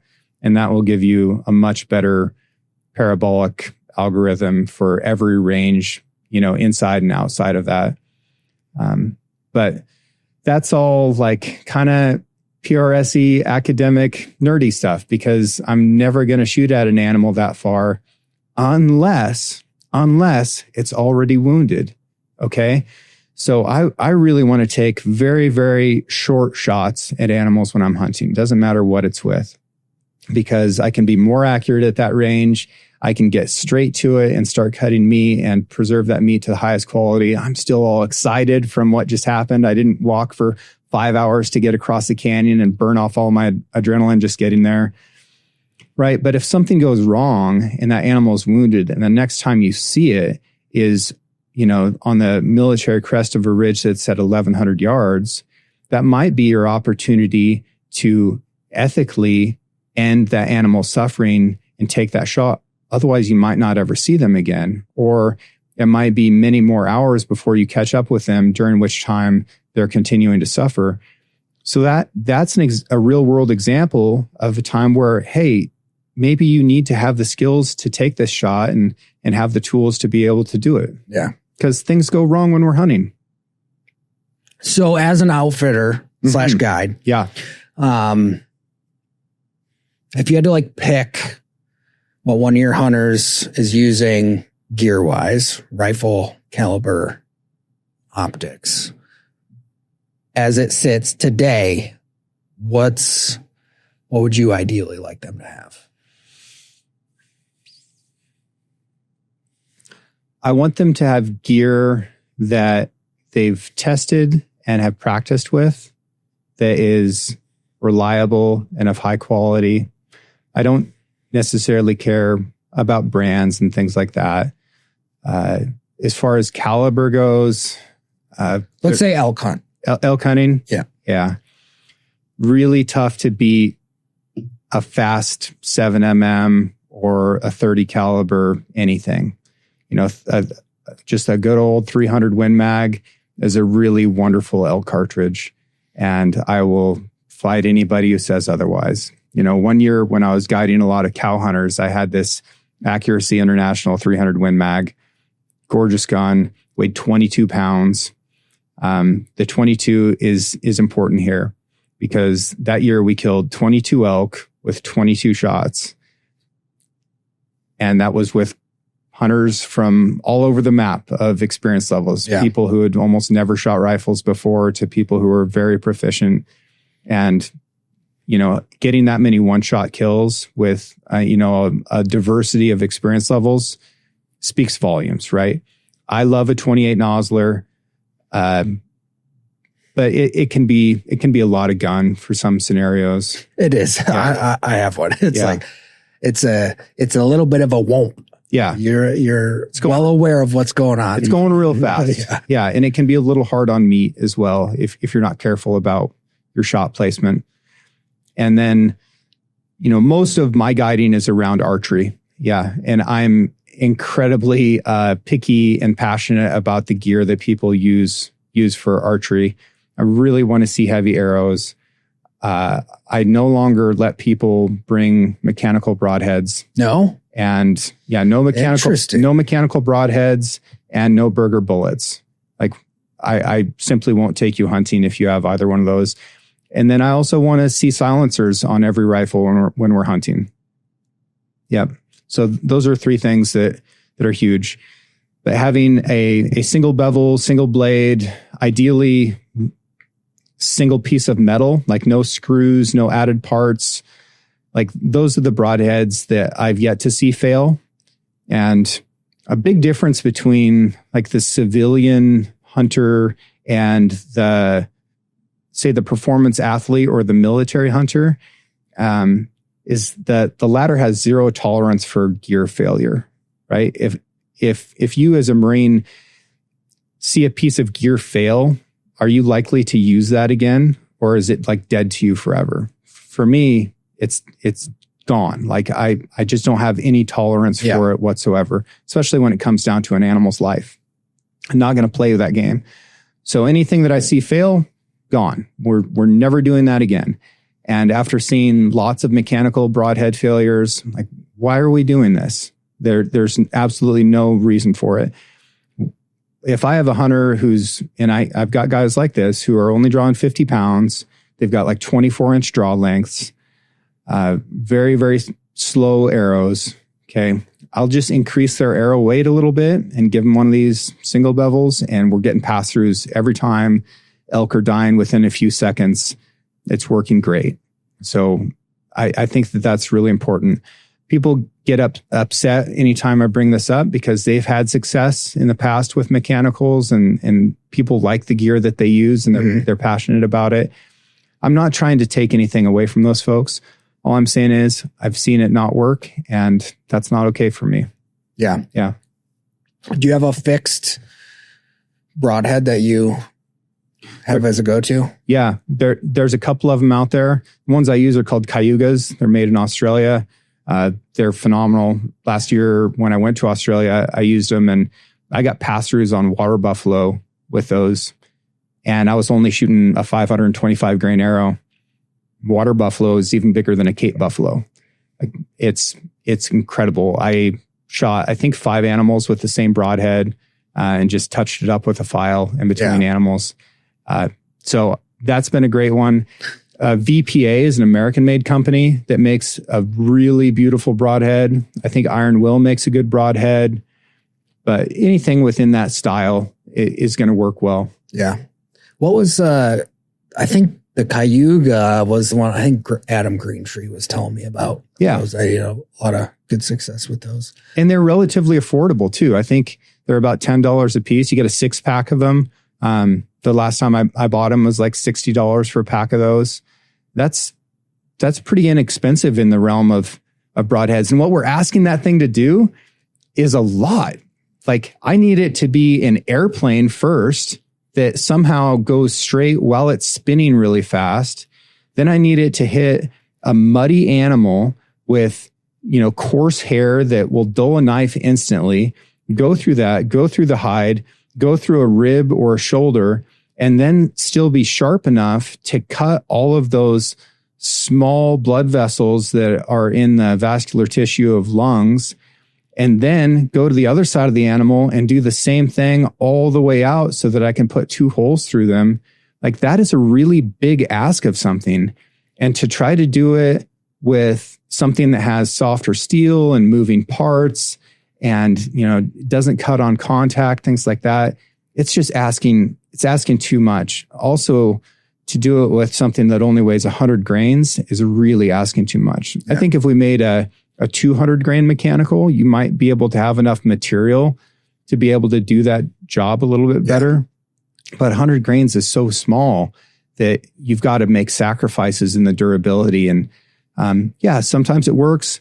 But man, I had a guy, and this dude was an Olympic gold medalist. He was over 6 foot. I think he had a 32-inch draw length. He was drawing 70 pounds. He was shooting Easton FMJs, which are a great game arrow, but he had an expandable broadhead on there. He took a shot that was just over 20 yards on this bull elk, but it centered up on a rib. And both blades broke on the mechanical. He only got like 6 inches of penetration, so he got 1 lung. Didn't hit that mediastinum that separates the 2 lobes of the lungs and encompasses the heart and all those major arteries and veins. Didn't find the bull that night. Went back and started looking in the morning. Had no blood. We had all the guides out there. We were gridding. We found him at 9 o'clock in the morning. Immediately took him to the shop, got him skinned and gutted, and got the meat into a walk-in cooler with a fan blowing on it. Took him to town that afternoon, and the meat shop rejected the meat because it was already rotten. That was the point for me where it's like, we just wasted 250 pounds of wild game meat. And, this bull ended up going a quarter mile. The shot placement was good. Every piece of that setup was good and substantial, but there was a point of failure with the main effort, right? And I think about main effort and supporting effort, like we used in the Marine Corps all the time. I think about that in hunting. And in an archery hunt, the broadhead is the main effort. Every other part of your system is a supporting effort. Your boots, help get you there. Your pack carries your stuff. Your camo protects your body and helps conceal you. Your bow and every aspect of this system is about delivering the arrow. The arrow is simply there to deliver the broadhead to the animal. Every single thing about your hunting kit is supporting the broadhead. And that's the part we're going to skimp on. It is nuts. And so I get passionate about that because I don't want to see wounded animals. And we are wounding a ton of elk that are not recovered. About 1 out of 8 elk that I cut up, I find a broadhead in. 1 in 8? Yep. That's pretty high, man. It's pretty high.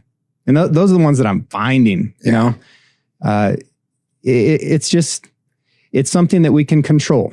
Like, don't get mad about the things you can't control, but if you can control it, do your best. Yeah. Yeah. Yeah. Yeah. Yeah. That I like bringing it up. I know it's a little bit inside baseball if you're still with us and you're not an archery hunter, but it goes to a larger thing. It was like how important these small details are, right? Yeah. Whether that be rifle ballistics or archery, like one small piece can significantly change your day.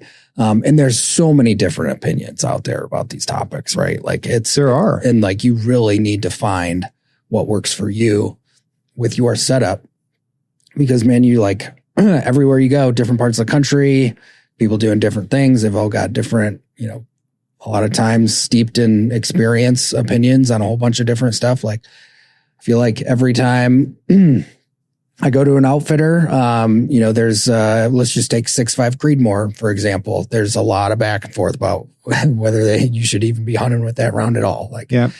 A lot of times I hear a guy like, oh, you're using a 6.5. Like, oh God, here we go. Like, they're getting ready. And then you hear people who've had a shitload of success from that, Yeah. And there's so much variance within that. We can't just put it all in one category. And I'll talk trash about anything with anybody. Like, that's a sport for me.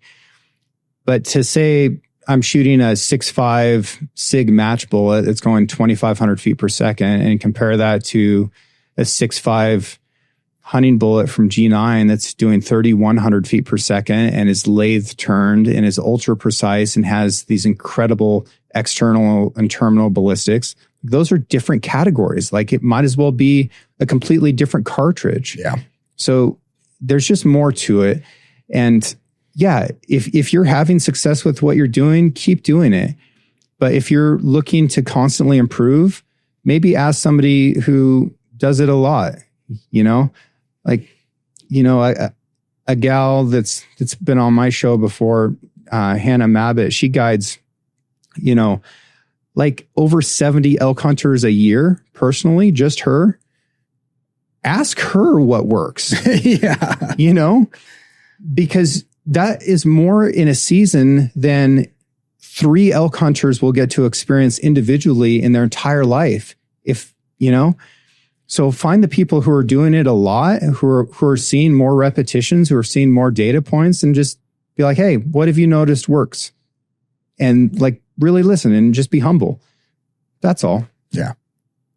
Yeah. I've been going back and forth I've been using fixed blade broadheads for the last 4 years now, to super good success and, but there's still a lot of people that like mechanicals are the way to go. Like, yeah. And there's some argument to be made for mechanicals too, because if you're shooting a bow that isn't set up well, and maybe your technique isn't great and you're applying some torque to the grip or a bunch of face pressure, or there's a combination of those things, a fixed blade is going to be more forgiving, right?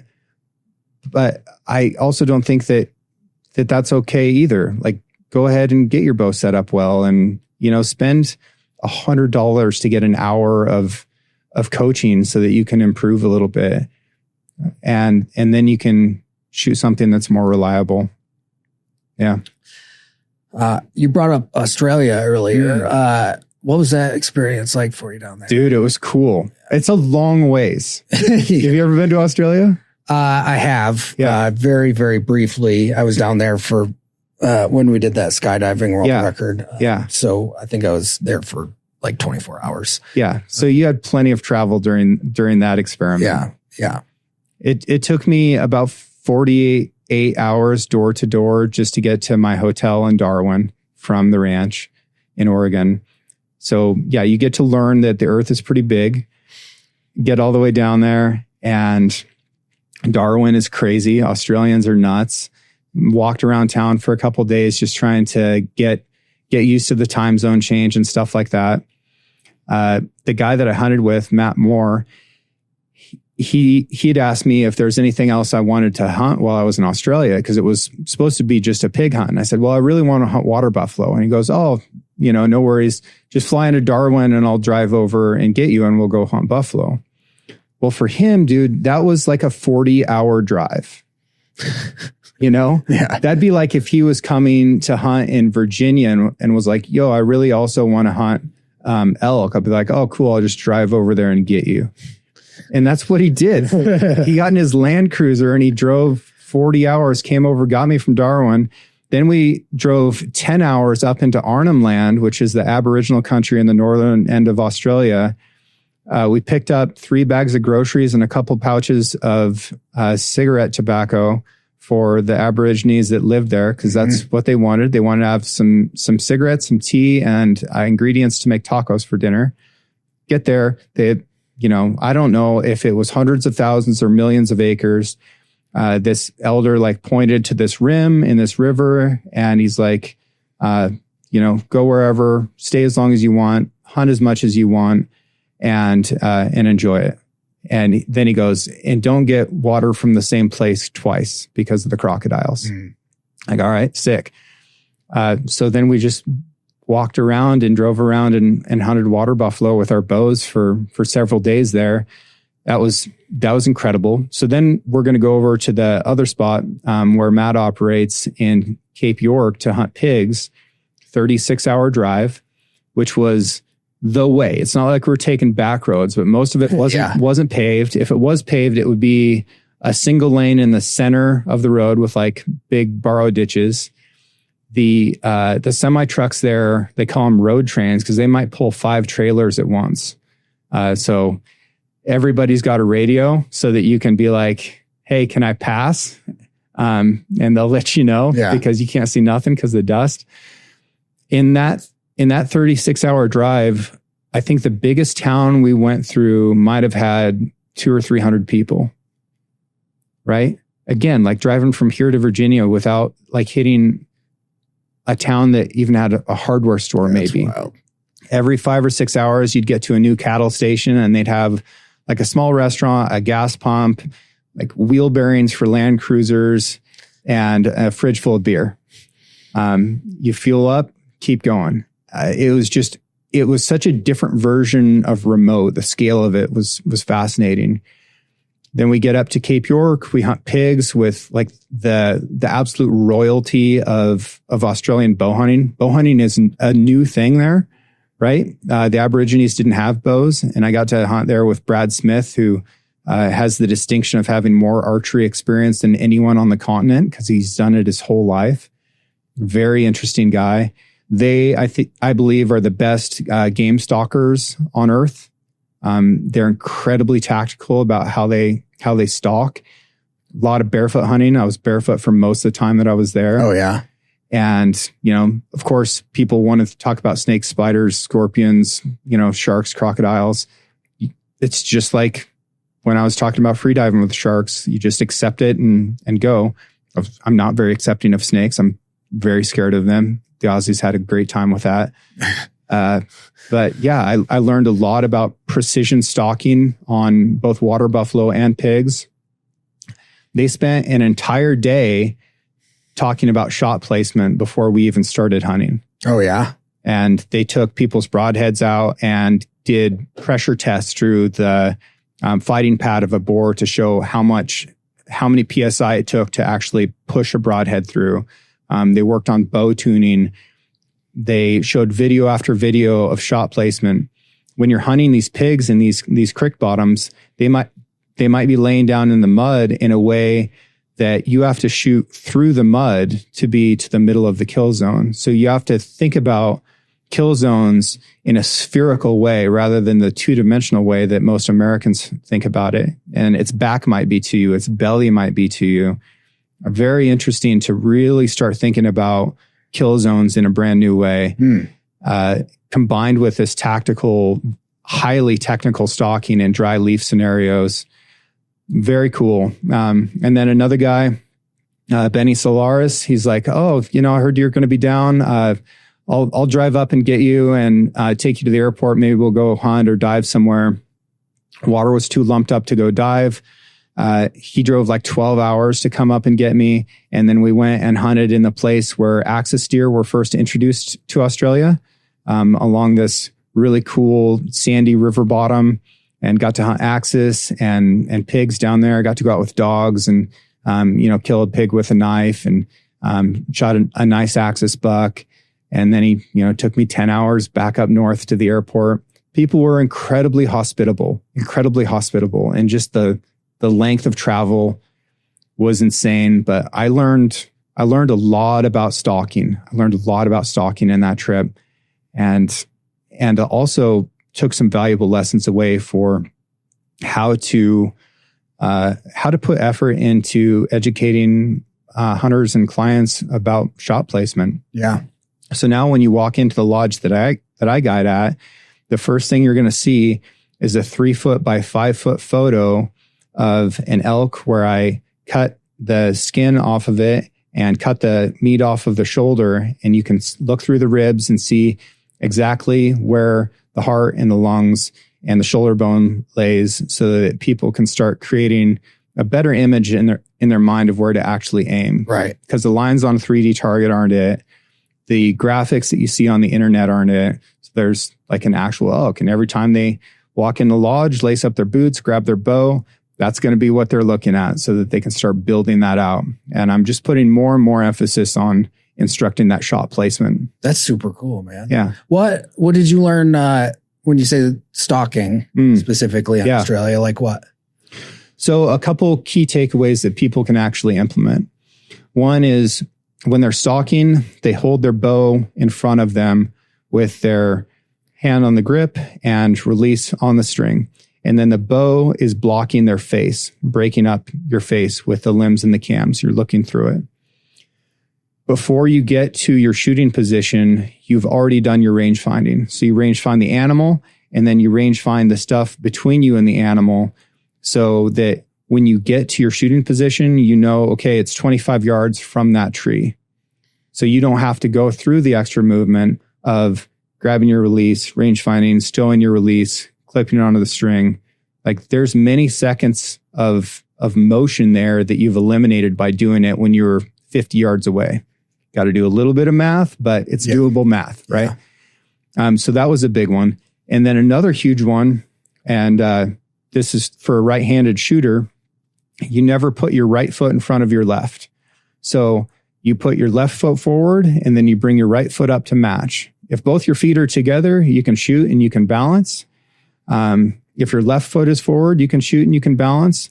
But if you're right-handed and you have your bow in front of you and you put your right foot forward and that animal stops and looks back at you and you get busted like we all have, you immediately start shaking because you're off balance in that situation. So maintaining your balance during the stalk, absolutely critical. Same thing with boxing, right? Same thing with boxing. Yep. You're always lead foot forward. You're never crossing your feet. Yeah. Exactly. Same thing with wrestling. Like we know these skills, we just haven't necessarily transferred them to stalking. Yeah. Digging underneath of a leaf with your toes and moving it out of the way so that you can step under it rather than over it. Just little tiny details like that. And that you were doing barefoot. Barefoot. Yeah. Yeah. There's times, dude, that the sand was cooking my feet so hard. I thought I was like developing blisters, and, you've got flies like crawling into your eyes.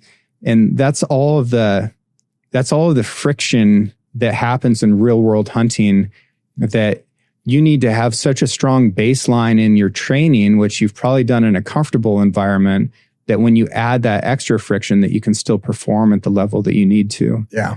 Yeah. As far as when you're bow hunting, are you using any elevation techniques so you're not having, like, almost everybody's using dial for their elevation now when it comes to bow hunting, right?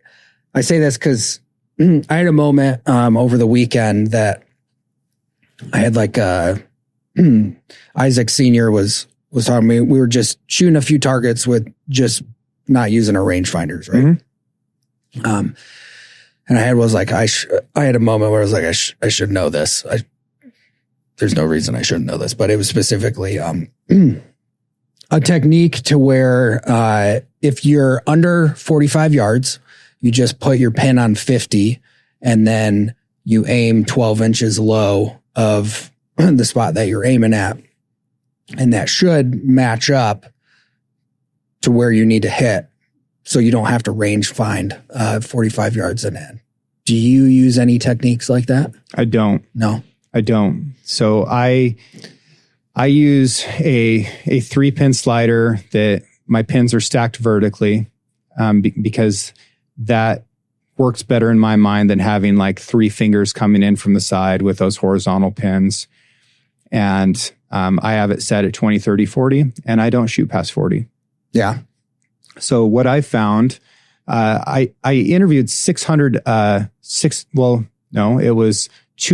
elk hunters, and I had them give me the yardages of their last 3 elk that they had recovered, and then averaged all that out, and it came out to 23 yards, which is also what I've found to be our most successful distance with clients is 23 yards. I interviewed a guy named Dale Story, who had kept data on every elk that he'd ever shot. He came up with 23 yards. There's something really interesting about that number. This is the most normal distance that people are killing elk at. So I think that most folks are practicing with their bow probably too much.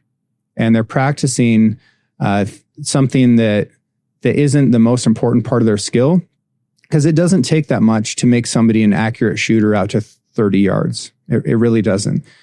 So we can get there. We can do what we need to do to maintain it. But maybe you take some of that time that you would be shooting your bow and you start researching how wind works, and you start researching how an animal actually smells and what is an organic compound or molecule that is attaching to the inside of their nose that's giving them an electric impulse that says, oh, that's a human, I should run away.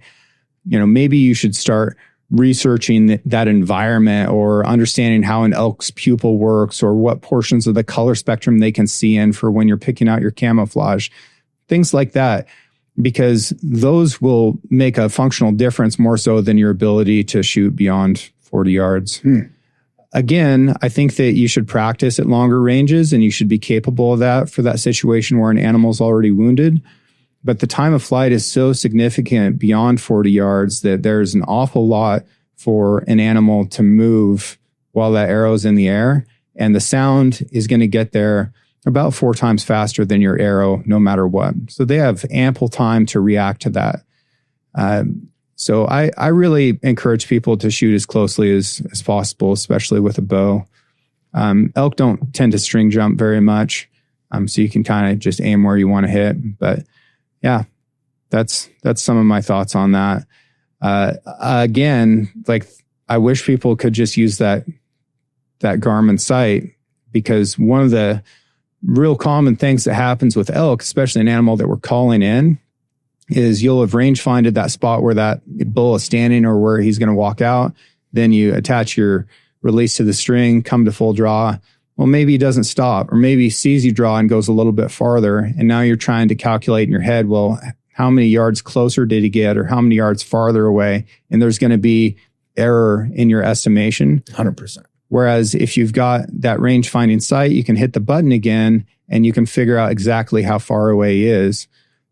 Most people, when they draw a bow, they're committed to taking the shot. I see very few people who practice letting a bow down, even though I think you're usually going to let a bow down twice as often as you're actually going to shoot it when you're hunting. But we're certainly not practicing that twice as much as we're shooting, right? And it's a bad experience. These bows today, man, they want to rip your shoulder out when you're letting it down. But you can build up some muscle and you can learn how to do that a little bit more. Yeah. So, mentally, when we come to full draw, we're committed to the shot. And even though the situation's now changed and we don't have good information about how high we should be holding, mentally we're already there. So we're going to send it. I really wish that we could have that tool for everybody available to be able to go ahead and send it with updated information. Yeah, that's super good perspective, man. Again, just tank tech. Yeah, and I think there is like a lot of, a couple things, you do a hunt and, super dry, kind of desert climbing, like getting within 40 yards is so difficult. It's so hard to do. So I think a lot of people feel like they need to have the capability to shoot out to 70, right? Well, what I found with those Australian guys, because there were animals that we couldn't call in, so we had to stalk everything. Getting to 40 was no dramas. I could get to 40 on everything almost every time, unless the wind hosed me, which just happens.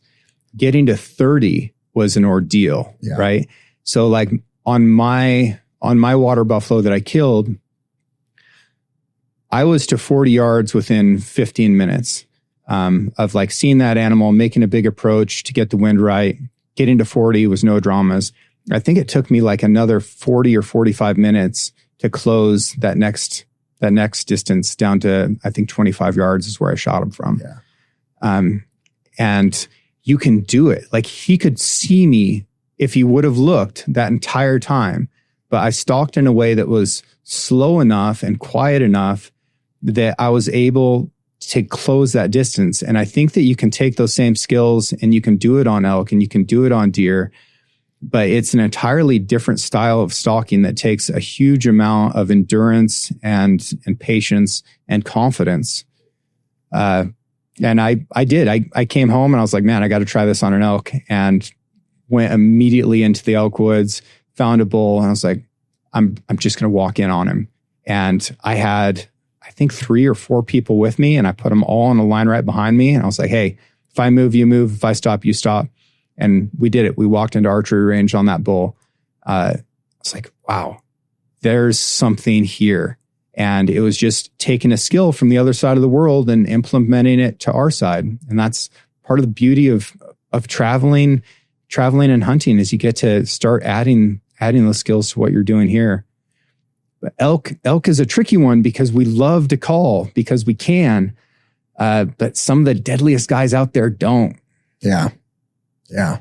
So when you're talking about the tactics and techniques coming from Australia, you're talking about the left foot forward, down to the detail of going under a leaf, that sort of thing. And going real slow. And also if you get a situation that allows you to advance quickly, do it. So if the wind comes through and it makes a bunch of noise, like take that opportunity, because now branches are moving and things like that. You can actually add movement to that. And it's almost more awkward if you're still and everything around you is moving. So take that opportunity. Also going directly towards an animal instead of side to side, right? If something's moving directly towards you, that's much more difficult to see than if it shifts side to side at all. Using vegetation when you can to block yourself out. But yeah, timing and patience and just going slow and maintaining balance, like it works. And it's very fun. It's very exciting. Like, oh, dude, it's the best. Yeah, it just keeps ratcheting it up. There's also a couple guys in Hawaii who are tremendous stalkers on those axis deer. Yeah. Which island? Maui. Yeah. Maui's unique because, all the islands are kind of like this, but like the wind patterns on those places are so unpredictable and wild. That's where I went to sniper school in Hawaii. Oh, you did? Yeah. And the shooting portion was so much more difficult because you've got and it kind of mirrors it. It was the axis hunting I've done in Hawaii was almost the same type of terrain and environment where you've got these coastal winds coming up from the ocean on top of the mountainous winds coming down, the effects that those have on each other. And, it's also standard terrain in the sense that it's, ridges with, varying elevations and how those can bounce off of each other. Like, I think you find like some of the best hunters are the ones that are in these like high wind problems that they have to solve in order to be successful versus going someplace where it's just, it's constant from one direction to the other. One of the deadliest books any hunter can read is called Predator-Prey Dynamics, The Role of Olfaction. And it is a nerdy book. And I think the professor who wrote it is actually from Utah. but it is all about how animals live based off of their scent, or live based off of the way other animals might smell them. So where a bird nests, even though it can't use their sense of smell to detect predators, they're going to choose their nesting location based off of the wind dynamics in that area. If you want to get deadlier, like, find that book. Yeah. And wind is everything. And I think that these swirling wind scenarios are places that make for good habitat for animals that use wind to detect threats, right? So many people have had the experience of like getting close to an animal that they're stalking, and they're like, and at the last minute, just as he showed up, the wind switched. Like, do you think maybe he knew that was going to happen? Right. You know, we can predict when light is about to change because we're visual creatures.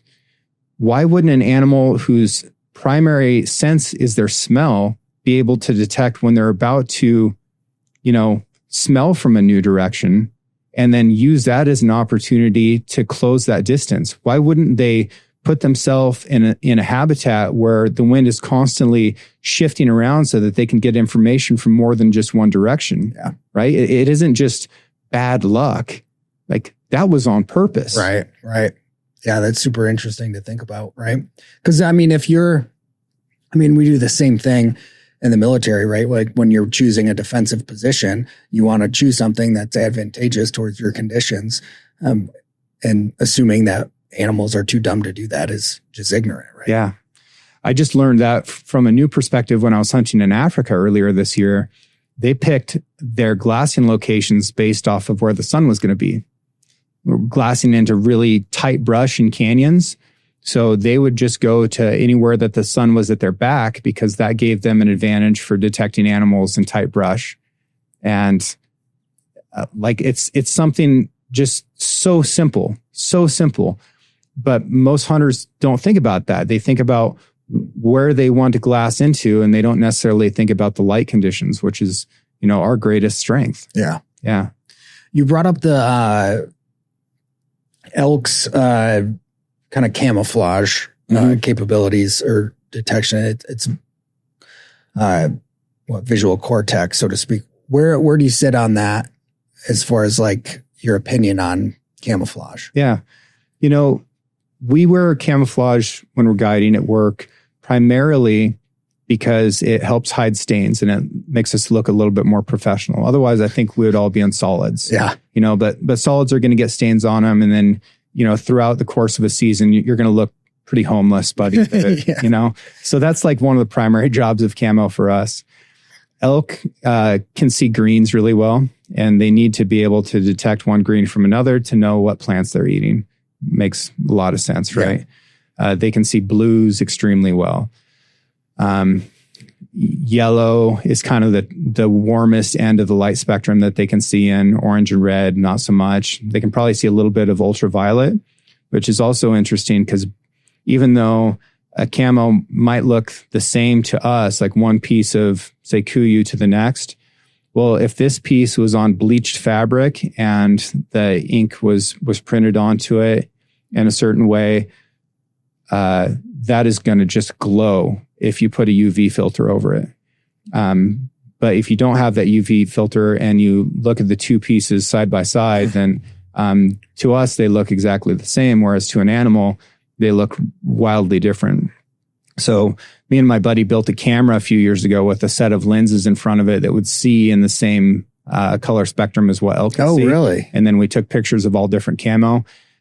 Stuff like logos, like really, really pops out. And then if they've got that bleached fabric, then it's a big problem. Huh. But if it's got a natural fabric that is unbleached, it almost doesn't matter what camo color is over it. It's very effective.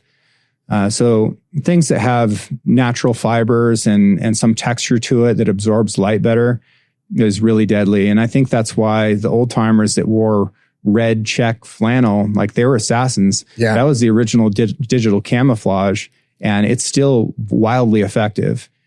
So those are some things that can help. Limiting movement is a bigger deal. But within camo, I think, like, I don't I don't think for a moment about controlling my scent other than by controlling which way the animal is from where the wind's blowing. I don't think that I can prevent them from smelling me if they're downwind. But yeah, being comfortable and being capable in the clothing that you're wearing is very important. But camo provides people with some confidence as well. So my guys that come out and they're mostly whitetail dudes and they've drank all the Kool-Aid for scent control stuff. If that gives them confidence, then I want them to do it. You know, if they want to hang their ozonics in the tree next to them because it gives them more confidence, please do that. Scientifically, I don't think that it's going to make a difference for the animal's ability to detect them or not. But also scientifically, if they're more confident, they're going to do a better job, right? So go for it. Yeah. Yeah. Because, I mean, you can use all the scent lock you want, but you're hiking throughout the mountains and sweating profusely this entire time. Breathing. Yeah. Yeah. I heard elk can pick up coffee breath really well. Yeah. No, I love going down the rabbit hole on this stuff. That's super interesting, dude. Want to know something interesting about elk pupils? What's that? They're horizontal. So an elk can see at close distance out of the top of their eye. So when their head's down and they're grazing, they can see what's right in front of them really clearly. You'll notice when elk have their heads down, they're grazing and they hear a sound or maybe they smell something. The first thing they do is pick their head up because they need to see out of the bottom of their eye to see distance. Interesting. Right?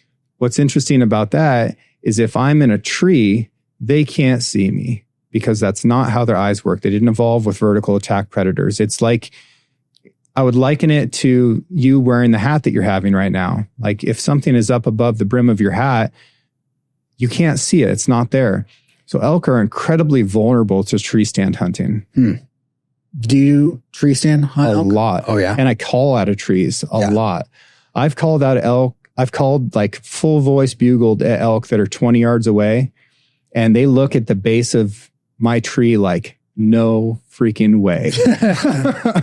Interesting. Yeah. No, so they're super vulnerable to it. So even with like the mountain lion predators, like that evolutionary never evolved? That's just not how lions attack elk. They don't jump on them out of trees. They're gonna come at them from the ground. On deer, they can attack vertically because on deer, more so, they tend to bite the back of their neck. And a mountain lion's canine teeth are spaced to be able to separate the vertebrae on a deer and break their neck like that. So you can line a lion skull up with deer vertebrae and it matches perfectly. Interesting. Very cool. Yeah. That's pretty thug. Yeah. It doesn't match up with elk. So with elk, when they kill them, they're more likely going to bite their throat and suffocate them, or they'll bite their nose and suffocate them like that. Oh, interesting. Yeah. So a ground attack makes more sense on elk. Dude, so I got to imagine like, just growing up, your childhood was just consumed with time in the woods. If you've gotten to this whole point in your life, when, do you remember when that kind of hunting overlay like really synced into you as a person? Well, it was always important because we didn't eat our own beef very much growing up, unless it was an animal that was like sick or hurt that we couldn't sell. So we lived off of wild game. So it was always a very important and very special time of year where you could go out and do that hunting. And I don't like cattle that much. You know, I spent a lot of time cowboying and working on the ranch. It's not something that I'm passionate about. I'm not a horse girl. The ranch is a big part of my life, but ranching isn't necessarily my passion. It's not the thing that drives me. And when I got out of the Marines, I was all busted up and I couldn't do the ranch work. I was just hurt too bad. So I started a little fly fishing business because that's something that I could do. And then, added hunting and other things like that into it as I could, because I had this experience and the skill and, access to places to do it. And then social media came along and gave me an opportunity to market that hunting in a new way. And then I started getting this crazy opportunity to actually do it professionally. And now I can make a living by going and hunting and sharing these experiences with people and sharing information that they can use to go and, hunt a little bit differently or more effectively on their own. It's like, oh my God, like this is what I wanted to do as a kid. I wanted to be a professional hunter. These are the people that I read about, but they were from the 1800s and it didn't really exist in the 1900s. And then now because of social media, somehow it exists again and I get to participate in it. It's crazy. And my parents thought I was nuts when I was a little kid and said, I want to be a professional hunter. They're like, oh, that's great, honey. Yeah. But like now I get to do it. And how freaking rad is that? Yeah. Yeah. So yeah, being able to like go on adventures around the world and share those with people and make enough income to be able to keep doing it and pay my taxes. Like that's freaking rad. Yeah. Yeah. Was there a legacy of service in your family? Where did that decision to join the Marine Corps come from? There is, but also there was no pressure for me to join the military at all. My granddad also got 2 Purple Hearts, so that's something that runs in the family. In World War II, he was an artillery officer. Man, you just been the projectile family for a while. Yeah, I guess so. Yeah. And we've got military service going all the way back to the Revolutionary War, Civil War, Mexican-American War. I've also got guns from a lot of those wars, which is pretty cool. But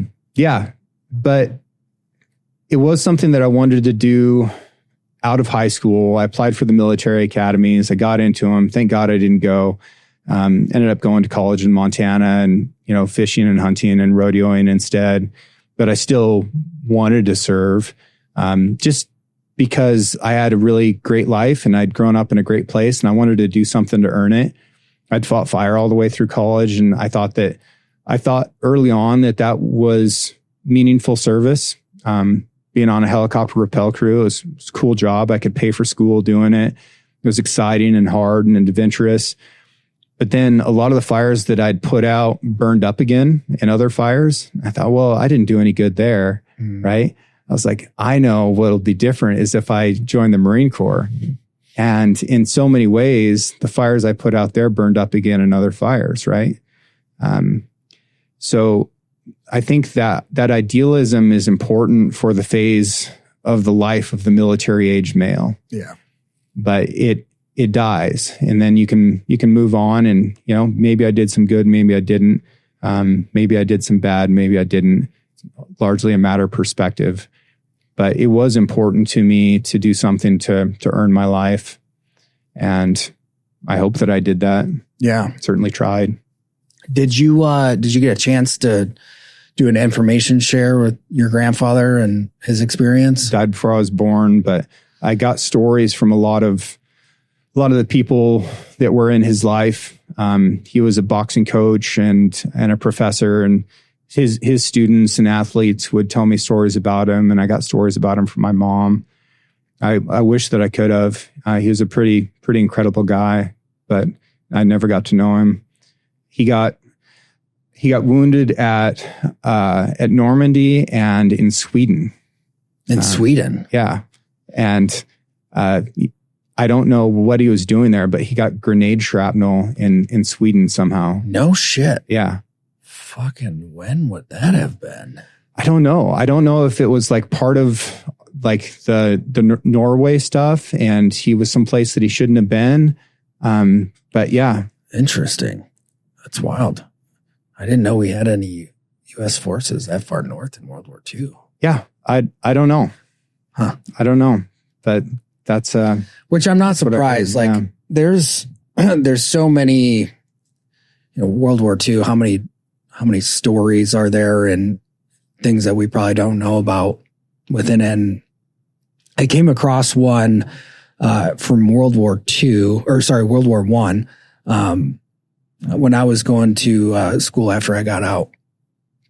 I started doing some hospice volunteer work, and cool. Primarily, I would like try and go and find World War II veterans and just talk to them and just hang out with them for a little while.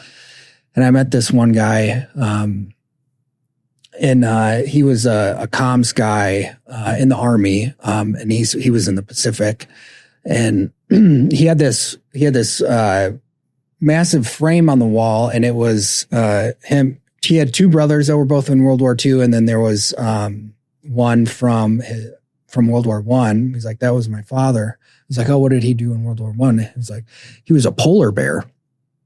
I was like, what was that? I've never heard of that before. And I got the seeds of this really interesting, it was a Michigan National Guard that was deployed at the very end of World War I. And they went to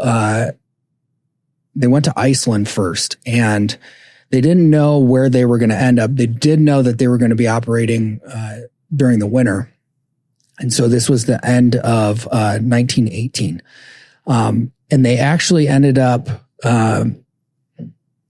it's over there. So Shackleton was one of their consultants, and he came and gave them all the cold weather knowledge while they were in Iceland getting ready. They thought they were going to go to England and then go from there. They ended up going into Russia. Okay. And this was right after the Russian Revolution, and they ended up getting landlocked into northern Russia in the winter of 1918. And they ended up fighting the Bolsheviks in like the gnarliest Russian winter.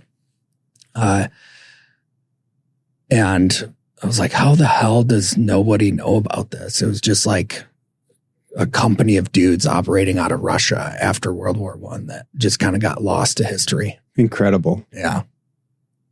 Just a bunch of Michigan boys that ended up going over there. Fascinating.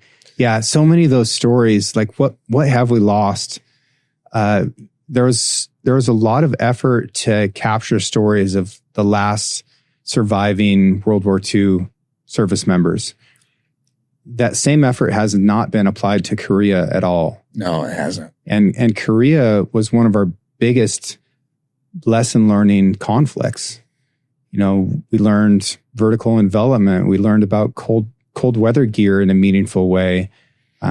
So much of our machine gun doctrine came from Korea, and you know, it changed the way we fight wars in a very significant way.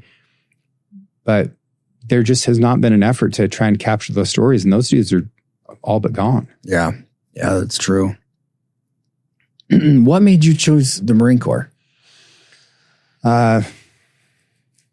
You know, I did diligence in talking to different service branches.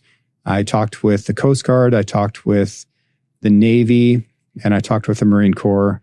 The Army was of no interest to me. It's too big. I hadn't been impressed with the soldiers that I'd met in the past. I was impressed by Marines. The Navy is, the more I learned about it, it was just very much not a good choice. The Coast Guard was a viable choice, and I think I would have had a good time there and done well. But I wanted to fight, so the Marine Corps is really like the only rational thing that you can do. Yeah, I laugh, but that's pretty much the deciding factor in my own decision to go to the Marine Corps. I was like, who's doing the fighting? Yeah, these guys. Okay, listen, market research done. And it was harder to get into. You know, from the officer side, there was like 10,000 applicants for that one officer candidate school session, and they accepted 600 and change. And out of those guys, 230 graduated. It was tough. You know, OCS, you can quit after 4 weeks. It's not like boot camp. If you're not doing well, you go bang on the wall 3 times and request permission to drop, and a big hairy arm reaches out and snatches you by the neck, and nobody ever sees you again. Yeah. If you lie, if there's a single integrity violation, if you drop out of a hike and you're not like badly injured, you're gone. You're done. And yeah, the rate of attrition was incredible. It snowed like 3 feet in a storm out there in Quantico, and we had to clear the parade deck with E-tools. And a lot of these southern climate guys, man, they couldn't make it. We had a NCAA national champion cross country runner who had a heart attack from hypothermia and a cold water obstacle. Like, it was tough. Yeah. And that was exactly what I wanted. I wanted it to be hard because I just, you know, if I do something that's difficult, it means more to me once I get done with it. Yeah. Yeah. Cool, man. Yeah. Well, shit, we've been going for a while. Yeah. Thanks for coming out here, man. Yeah. My pleasure. Dude, what's your, tell people the podcast. It's the Six Ranch podcast, number 6 Ranch. It's named The Ranch. 6 Ranch Outfitters on Instagram. Pretty clever marketing. No. Yeah. Cool, man. Well, thanks for coming on the show. And no, it's an honor to be here. It's good to catch up with you again. Yeah. We got to figure out getting out in the woods together here. Agreed. Yeah. Yeah. Maybe in 12 different places throughout a year. Yeah. Let's do it. All right. Thanks, guys.